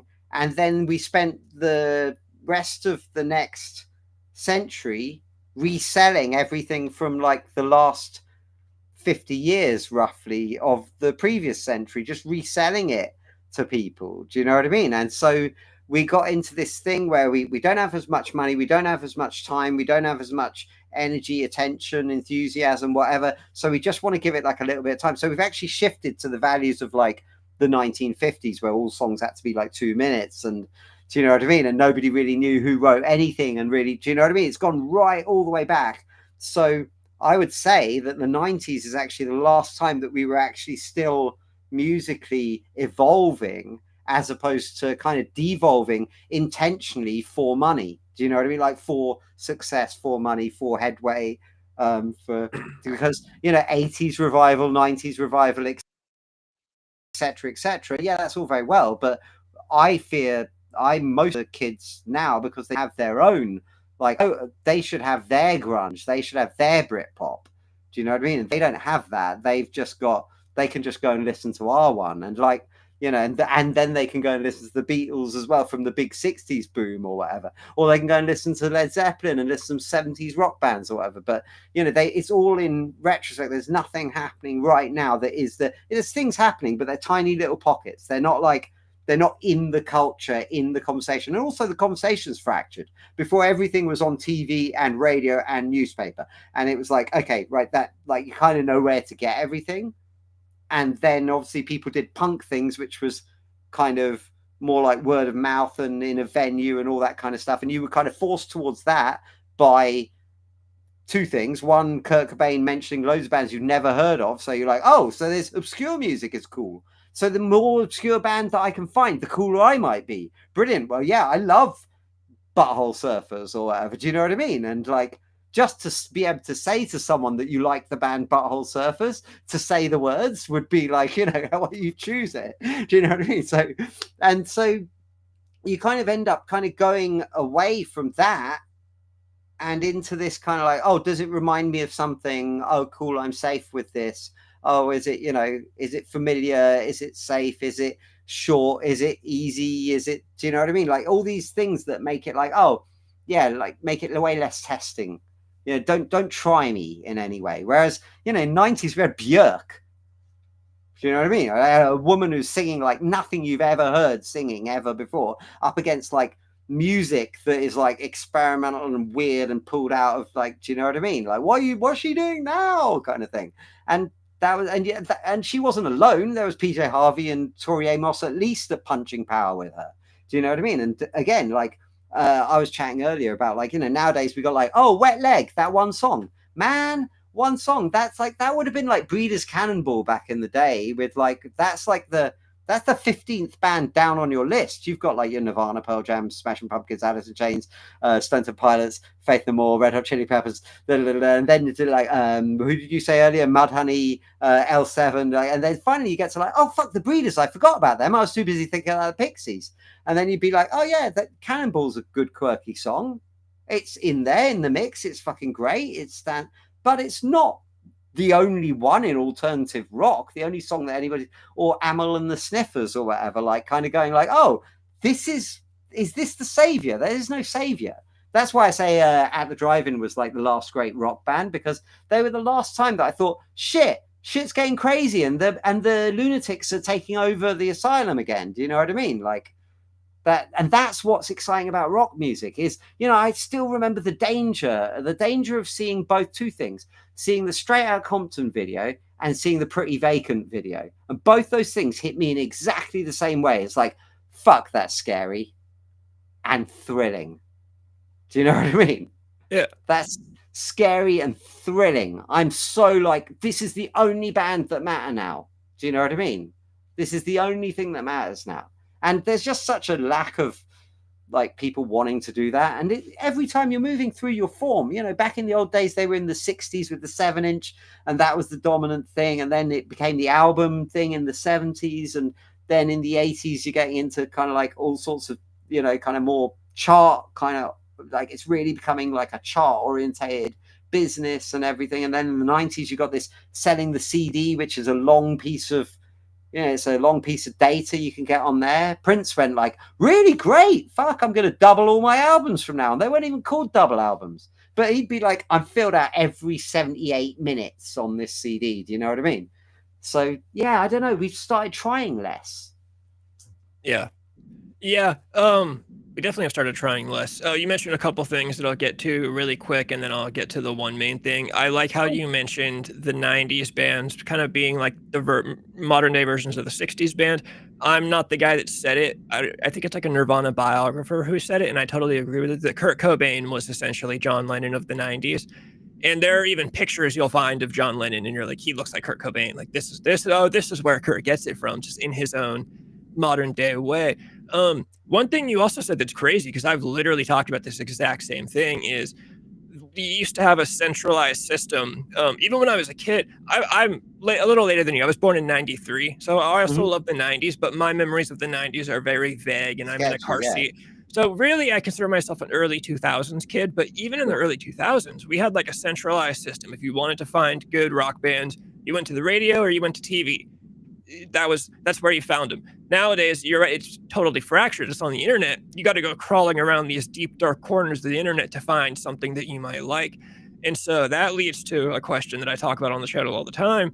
Do you think the internet is an overall net positive or net negative for music and musicians? Do you think it's done? You know, obviously there's pros and cons. There's good and bad with everything. Yeah, but I mean, if there's never been a time that we could reach out to people across the world and just suddenly get a fan in another country. Do you know what I mean? Like so I can't say bad things about it in the same way as I can talk to my mum who lives in North Wales over Skype now. You know, like to me, that's like I am a bit older, so to me that's like Jetsons shit. Do you know what I mean? It's like sci-fi movie, like Demolition Man or something. Like, oh, they've got faces on screens. My God, do you know what I mean? And like now we're living in it. So yeah. So there's, I mean, it'd be stupid to say that there's no benefits, but the way that corporate interest has taken over these platforms to the point where it's strangling out,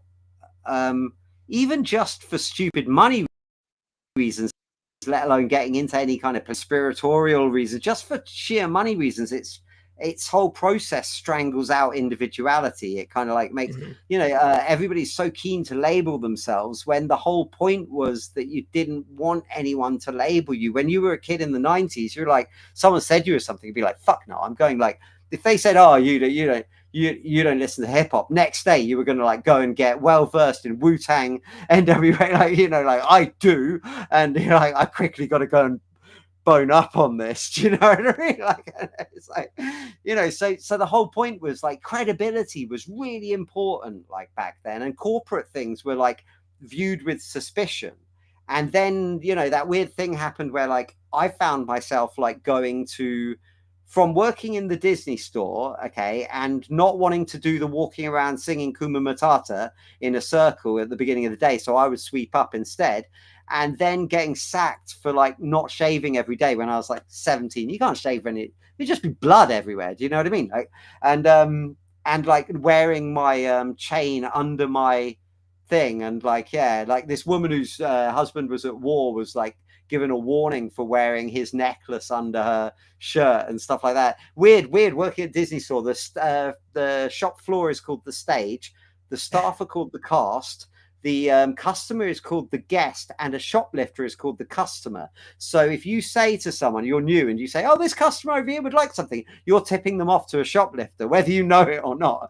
Like, so, and you have to wear a name badge, and you don't get a name badge until after your trial period. So you're working there 2 weeks with someone else's name, and they will call you by that name. So like someone's calling out Matthew, and you're stacking a shelf, and you're like, and it's like they've said it 15 times before you go, shit, I'm Matthew, aren't I?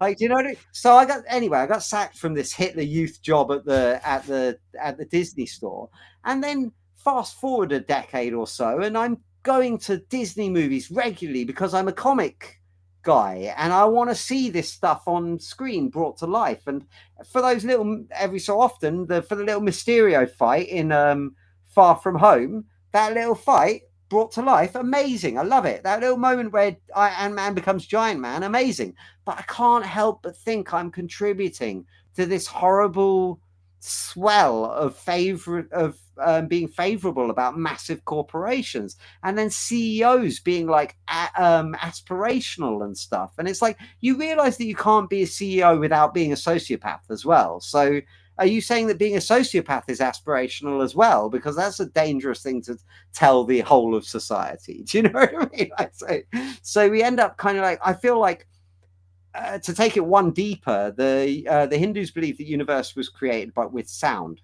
They don't say in the beginning there was light, let there be light. They say in the beginning there was sound, the sound Om, which is a vibration. And the world is held together by vibrations. Everything is matter. There's in constant flux, and it's held together by vibrations. We'd all start just dissipating and floating into absolutely nothing without vibrations. So in the recent times, from streaming, the gold standard for the vibrational frequency was slightly altered for most digital things. So in that process, and all the musicians are either dead or poor or have no say in anything or whatever, from being the cultural icons and the leaders of the time. What John Lennon said was so much more important than what Richard Nixon said at any point. Or do you know what I mean? Like, or anyone who was during their time, Harold Wilson or whatever, the Prime Minister of England at the time or whatever. Do you know what I mean? Like, it's so suddenly these people have no voice, and all we've got is this puppet show and the factory show. And meanwhile, the world has gone back to like shit, are we going to have like segregated venues in the South again? And a band's going to have to say, like the Beatles, oh, we don't want to play there because we want to also play to black people. Do you know what I mean? Like, are we getting around to that point? So have we gone like right the way back and undone? You know, you can't get like abortion rights. Like, I'm not like super pro-abortion or whatever, but also I think it's also kind of weird to just remove the entire like concept of it. Do you know what I mean? Like, surely like there's still people out there getting raped and shit, and like who have medical reasons. That my mum had an ectopic pregnancy that could have killed her. So like, you know, like if they hadn't sorted that out and been less concerned about the potential child bit of blob that was in there that was like going to kill her, like instead of worrying about her life, then my mum would be dead a long time ago in the 90s. Do you know what I mean? So yeah, so I think like we were on some kind of evolutionary arc, which I feel like kind of got as above so belowed in the at the turn of the century, and from then on we've just kind of been into this ever diminishing crappy nothing where the world is going shitter and shitter, and nothing seems to even reflect that in our culture. Do you know what I mean? So it sounds like some other people would say I smell a rat. Do you know what I mean? It's like, well, yeah, you cut out all the frequencies are all fucked up. Music is not important anymore, which was the most unifying thing you could ever get, like, which made white people even accepting of black people in the first place. Do you know what I mean? Like, and we've just undone it all. Do you know what I mean? So, and it feels like that started somewhere in those noughties, like so you still got Arctic Monkeys and the Killers and a couple of bands who managed to get like that level where, yeah, they can go and play a stadium and not worry about it. They've got like a good 10 hits that everybody knows all the words to. Do you know what I mean? Like, not for me specifically, but way enough people to fill a stadium. Do you know what I mean? And after that, you don't really get that kind of popularity anymore amongst groups of people making music with instruments. And that seems to me like, wow, really? So music doesn't have any music in it anymore. New music with 100% less music. Do you know? Yeah. You won't get bloated on all those notes. Don't you worry. No complex chord structures for you. We'll have 2-note melodies and, you know, 2 parts to every song. Do you know what I mean? And it becomes like, well, is this song or is this a can of Coke? Do you know what I mean? And that's said with like a liking for a can of Coke in its time and place, but not that I want to drink Coke every single day, all the time. Do you know what I mean? Yeah, exactly. I veer off into metaphor as often as I can. It's less offensive. I always feel like, because you're not nailing any one specific person and saying that's shit. You're just going, this strikes me as being more like this than this. You know? Yeah, no, it's all good. I do agree. I don't know. I do tend to blame the internet, I guess, in social media for like everything, it seems like. But yeah, I do think it's a lot of that stuff started when not even necessarily the internet, but really the age of social media that we're in today. Because I remember I always talk about this too when I was younger. You know, we had computers and we went on MySpace. I love MySpace. My thing is, I believe the true turning point is when the iPhone became popular, when they took the internet and put it into your pocket. Because when I was on MySpace, you could go online at home, but once you logged off and left your house, you were out in the real world. Dude, even back then, I used to go to my friends' houses and we'd put a CD on the boombox in his bedroom and sit and listen to the entire album and you just zone out like 1960s shit. And like, you know, this is like 2009, you know, so. Yeah. This is all fairly recent. I do think it's the social media age. I think a lot of what happened is, you know, like you mentioned, every generation has their own, like we went from records to tapes to CDs. I think what the internet did was the internet didn't just, it's not that there's like the MP3 is the new format. It's the, because it's not. Yeah, no, it's not. And it's that the internet really changed like the whole, like the system never really changed. It was established, like we talked about the centralized system. You had the radio and you had TV. Going from vinyl to tape to CD, that was not detrimental. But I think changing the entire thing, I think it sounds nice. And it is cool. You know, Pete Wentz from Fall Out Boy says, never has it been easier to throw your line into the water. But because now everyone has their line in the water, never has it been harder to get a bite. And it's almost detrimental like, again, pros and cons. Rob Zombie, who I'm also a big fan of, Rob Zombie has Yeah. said that he liked the time he grew up in. He said back when he was in coming up in White Zombie, the way it worked was it separated the doers from the don'ters. If you wanted to make it, you had to get your 4 or 5 friends and get into a dirty, broken down van and travel across the country, and that's how it was. That's how you did it. Nowadays, somebody you can say Hawk Tuah on the internet and make $1,000,000.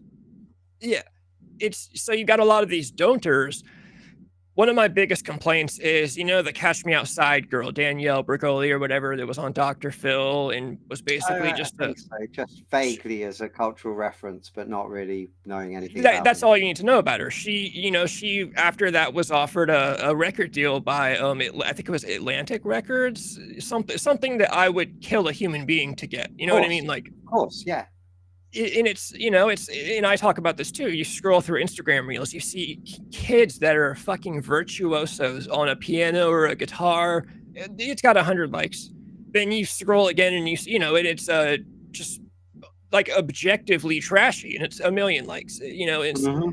so it's kind of like we're empowering the wrong people, and the people. I bet Absolutely. you there are 1,000,000 musical and creative geniuses living in their mother's basement right now because Well, nobody's. because people are saying, "Oh, well, how many likes does this have? Then this must not be good." And Mhm, actually, it used to be, "Oh, has no one heard of this band? Well, then they're going to be my new favorite band." Do you mhm. know what I mean? Like, because that is more important than even how good their music is. The fact that nobody knows this band is actually like the one reason I'm gonna like pin every logo, do you know what I mean? Like, and everything, because that sets me aside from all of them. And now that we've got into this thing of like, oh, wouldn't you like to be like all those people? And wouldn't you like to be? And it's like, nah, actually, like when we used to have quite good ideas about like what we thought was shit and what we thought was good and what we would like to do and what we wouldn't like to do and what we thought was cheesy but fine but we wouldn't want to do it. Like I got offered to be on the Weakest Link when I was in Smilex. Do you know that show? Yeah, I It's love like that show. yeah, and I just knew that the way they were going to do it was I was going to be the butt of a load of jokes, and Anne Yeah. Robinson would look really clever. No matter how smart I was in the edit, Anne Robinson would look really clever.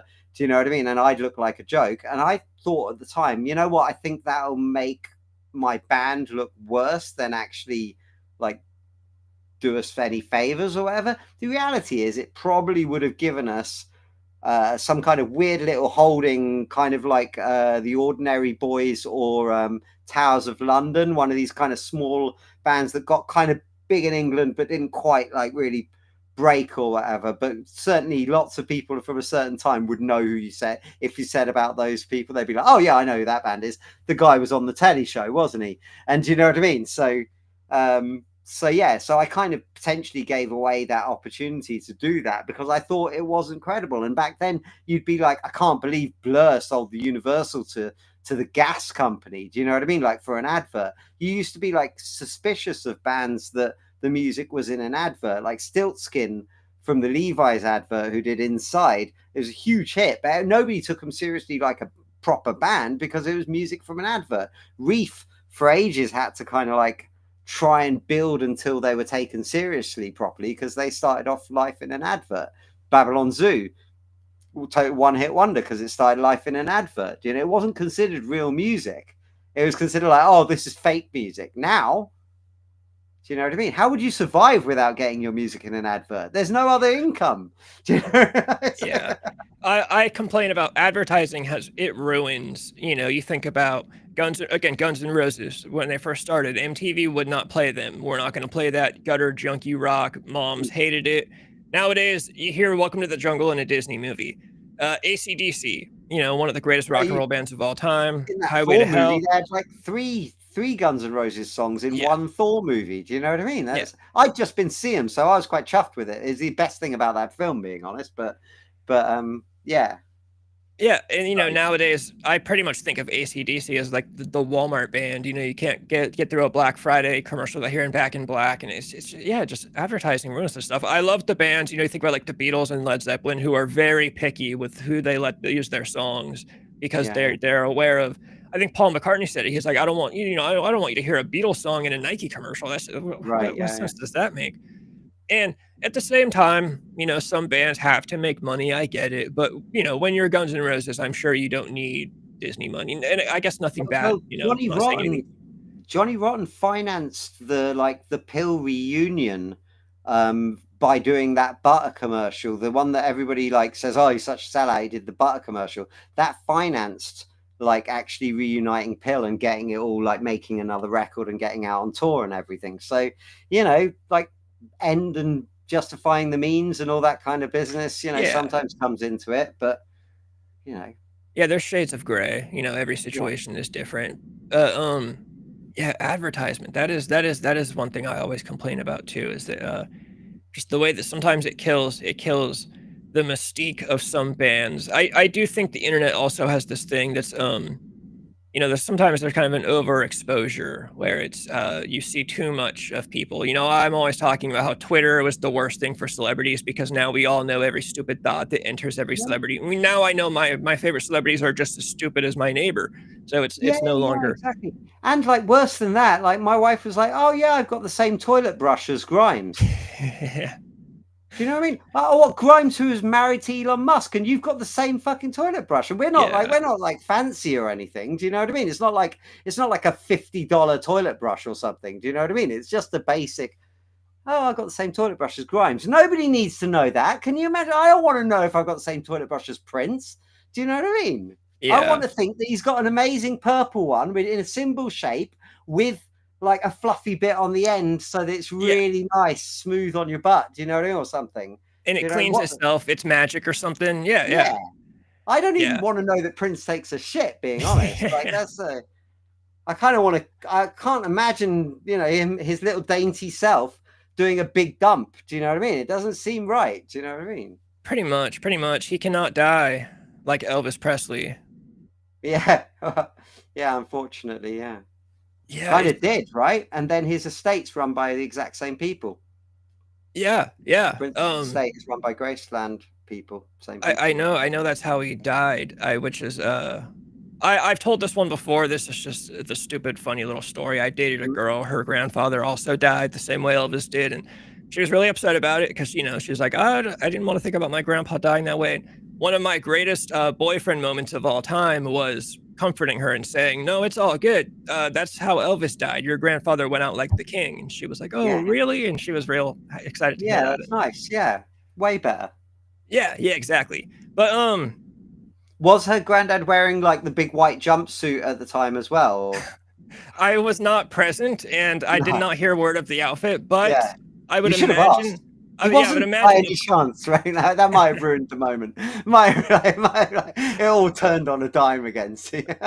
I would imagine, of course, he was, because who doesn't wear an Elvis jumpsuit? I haven't got mine on right now, but it's in the cupboard. Oh yeah, of course. You got to keep it for special occasions. Let me see. Well, shoot, I'm gonna call it. We were in 2 hours today, which is pretty good. Cool, wicked, awesome, dude. Well, you got to come back on sometime. You got to come back on sometime. I'd be more than happy to, of course. Yeah, hell yeah. I could think of a lot more to go on about. This was fun. Yeah, we could. I've got no shortage of crap to talk. Right on, hell yeah. Well, I have to. I'm gonna put links. I have to put links in the bio. What do you want? Quickfix, Smile. You got anything else? Smilex, Quickfix, Lee Christian. Maybe I'll send you a load of links. I'll send you a load. Yeah, I'll just send you what I'm being honest. It's all the things that are on my Instagram. It's just all the things that are right there. It's I've got my record label. I've got my band. I've got my comic. I've got a comic book company type thing, and I got a little film company type thing. But I already made. I'm telling you, I already made the mistake. I need to start calling it Smilex. I'm telling you, it's because that hardcore generation thing. Look, it's cooler because you actually know hardcore and you know that about hardcore. Yeah. But it actually makes it cooler that you're making that mistake because it's actually a tip off to the fact that you know stuff. Do you know what I mean? So you might not know specifically about my band, but you know about bands, and that's more important. Do you know what I mean? I already said I'm a Rollins guy anyway. So where would we be without? And my band are all Fugazi guys as well. They're all mental on Fugazi. I'm The closest I get to it is like, yeah, a couple of songs, Waiting Room and stuff. Have you heard of a laptop rap guy called MC Lars? He Oh, was, Hot Topic is not punk rock. yeah, okay, so he's a good friend of mine, or was at least. I think we're still friends. We just, he's an adult and I'm an adult, so we don't Yeah. like. It's not like we hang out and talk about rap stuff anymore. Do you know what I mean? But like, yeah, So anyway, we've played with him, and I've got up and done that song with him, and he's got up and done a version of Waiting Room by Fugazi with Oh, my band.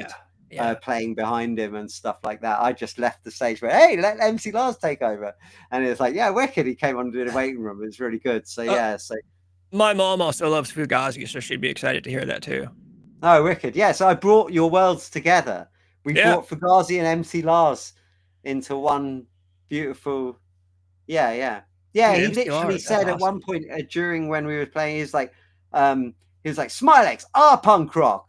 It was like just after we played, because we played with him and that, and he was like doing his big headline, so he's like listing everything that wasn't punk rock, and then Smilex are punk rock. So yeah, we did a collabo track actually. It's called Dead Horses, and it's all about like the industry, flogging a dead horse, and all your dead horses and all your just how they couldn't put you back together again. It's a Humpty Dumpty story, but it's quite an emo. It's like the most emo we've ever been. Like it's like certainly it's got a big emo chorus and stuff, but it's got these long ass raps where he mentions Pete Wentz and all sorts of stuff. So you'd probably like that song. You should check it out. Yeah, that sounds like it'd be from my era. It's all about, at the end he does this long improvised spiel about organic distribution and stuff as well, and that's like the internet is in its infancy then, and he's already saying, hey, let's not forget the kind of the crucial things here. Right. Learn how to practice your band. Do you know what I mean? Like, go out and play a gig. When you're a gig, be good. Do you know what I mean? It's make the most of your opportunities. Just like it's like a little rock school lecture or something in a song. It's well good. Oh, that's awesome. Yeah, cool, man. Well, thank you for having me. Really, really chuffed. And anytime, yeah. And if you'd be kind enough to have other Quickfix bands on, I'm sure they'd like to talk to you. I'm sure. Oh, dude, tell them to hit me up. Honestly, I'm down for this. This is the first time, I do have to acknowledge this. This is my first interview that I've done where I'm talking to someone. So I'm probably still terrible at this. I think I was kind of all over the place and jumbled. I will keep practicing. If I let you speak at all, then I think you did well. So don't worry. No, it's all good. You talking. That's how I would want to do if I'm going to have a guest on. That to me, that's how it should be. I have a guilty pleasure for Bill Maher, and it's kind of the joke that Bill Maher talks to people, but Bill Maher talks the most, and he's the star of it in his mind. Yeah. So I find that show a bit painful sometimes, being honest. It's like watching someone's uncool granddad telling like someone else, and then they get suckered into being uncool along with them for a bit. Do you know what I mean? And it's like, I remember, I think it was Ice Cube I saw on it, and I was like, oh yeah. God damn it, Ice Cube! I love you, but like this is the least cool that you've been. And like, I have a guilty pleasure. I blame it on Bill Maher. We have a guilty pleasure though, because back in the day when you had Marilyn Manson on Politically Incorrect, and so he's part of my childhood. But that was amazing. That was great when Marilyn Manson was on Politically Incorrect. All that stuff is like that's why I want. The internet should be like that. Right? The internet should be building our new version of that. You're the new, I don't know, what we were talking about earlier, Private Parts. You be the new Howard Stern. I'll be the new Marilyn Manson, or some kid even better. I'd rather be like, this old guy who didn't quite get his due in the day, so now he's finally getting a bit of shine, kind of thing. Like, not quite Anvil, because that was a weird engineered success, but like, but yeah, something where it's like, oh yeah, that guy used to be cool. We didn't give him enough credit. Let's buy his records again. I'd like to be that guy. So yeah, but you can be the Howard Stern and have new people doing new things. We don't that was what was exciting about it, is that people went to these cities and they went like, oh wow, all these bands in this city are really exciting. And then in England, we went, what, Seattle? Cool, that does sound glamorous and exciting. And then we all bought millions of them. Do you know what I mean? And it's like, all right, that's what you need. Excitement about small things, making them bigger than they are. the chicanery, the smoke Yeah, and the mirrors. Do you know what I mean? Like, exactly. we've just forgotten that it's magic because of all these numbers, all this matrix, zeros and ones. And we go, no, actually, you're just supposed to duck between them, aren't you?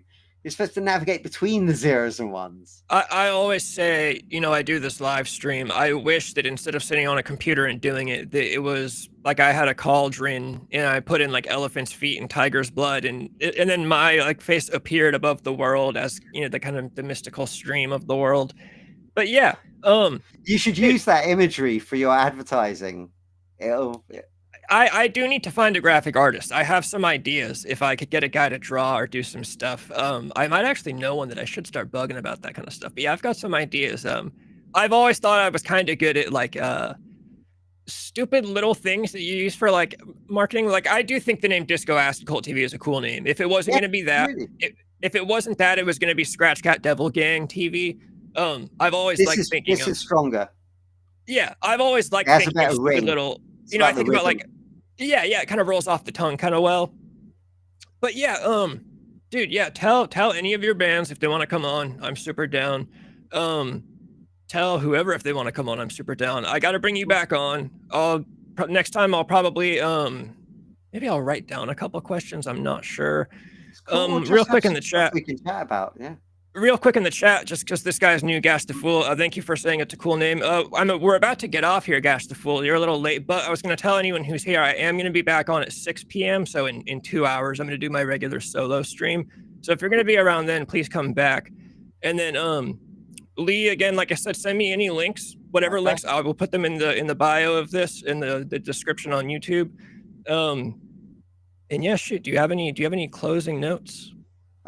Just go and check out a band in a small venue and go and support someone and also, a bedroom artist who's making really cool stuff, but nobody's like paying enough attention to them. Do you know what I mean? I'm not against electronic music and I'm not against like all this, and hip hop or anything like that. I love all music. Like, I just go and support someone who actually needs it. That one time where you're like, instead of, that 15th time of listening to 10 by Pearl Jam, like Yeah. just instead just go and find something else by someone new. And if you can, I'd really be chuffed if you could go to quickfixrecordings.com and check out hey, if you're going to use Spotify at all, then play our little taster playlist and give some some bands who can actually do with the money a hand or whatever. I promise I won't keep it all and become rich and evil. Right. I always say, if anyone ever, like especially like old friends from high school on Facebook, if they ever send you one of those requests to like a page, just go like it without any question, like just because that stuff helps. Go subscribe to your friends' YouTube channels, like your friends' bands, like that's all you got to do. Click like or subscribe on all your buddies' stuff. Yeah, and you could even leave a comment, and even if it's dickhead, like they'll still be chuffed with a comment because it's still going to boost their algorithm. Do you know what I mean? Like, if you feel like it, anybody watching this, feel free to post on any Lee Christian. Don't put it on everything Quickfix, otherwise people will take it personally when it's their music or whatever. But if it's my music, just put dickhead, and I'll know that you saw this.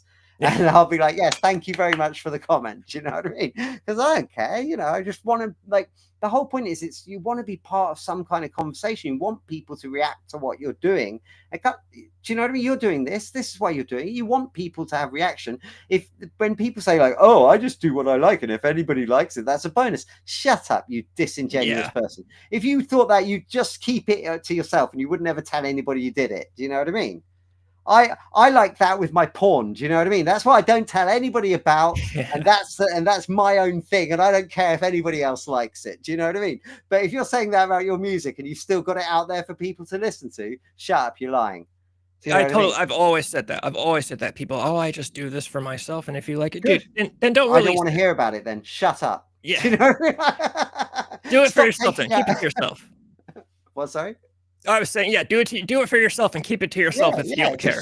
Don't speak to me about it then. Just listen to it on your own. I do that. I listen to my own music loads. I make my own music so that I have something to listen to when there's something missing. that I can't hear. Do you know what I mean? So all the time I'd be like, I wish there was a band that was more like Miles Davis mixed with Ice Cube with a bit of Marilyn Manson and then like some Blur in the bottom of it. It's like, what the fuck? Who's gonna ever make that or listen to that? Well, I'll make it for myself and just listen to it myself then. Do you know what I mean? Right. But I don't expect to force that on other people, you know?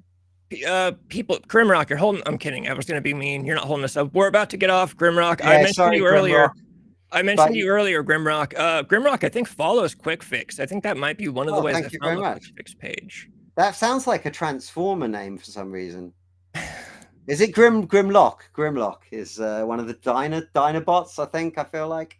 I've never been into Transformers. Grimrock is I was 80s kids, so you know, Action Force, G.I. Joe, Transformers, all of that, Master Universe, all that kind of stuff. That was all the stuff that was floating about. Thundercats. Yeah, sounds it's all old good. You're so young. You're so young. You barely know like who I don't know, like Biker Mice from Mars and do you know what I mean? Ben 10 and stuff I know, like that. I'm familiar with Ben 10. Yeah, your Ben 10 era. Yeah. Okay, I got you pegged. Don't worry. Grimrock, we're about to get off. I'm gonna be back on at 6 in 2 hours, but I'll be by myself. This is gonna stay I'm up on back. this channel. And yeah, Lee, we're definitely gonna have you back on because this was great. Like I said, tell any bands you want to know. Grimrock, I need to message you. I'm gonna have Grimrock on probably next month. I want to kind of space our stuff out a little bit. Yeah, Lee, any bands, send them my way. Let them know. Awesome. And then the way we usually end the show is there's an outro. It's like 30 seconds. You can take off. Once you see the screen, once you disappear from the screen, you're good to take off whenever you want to take off. Okay, wicked. Thank you very much. Thanks for having us. Very Right on. nice. Thank Thanks for watching, everybody. Yeah, thank you. Cool.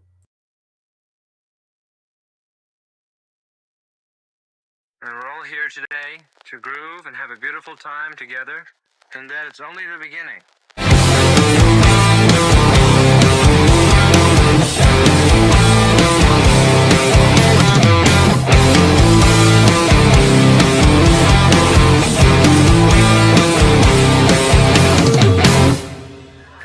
Sometimes I think I'm drunk and then I realize I am drunk.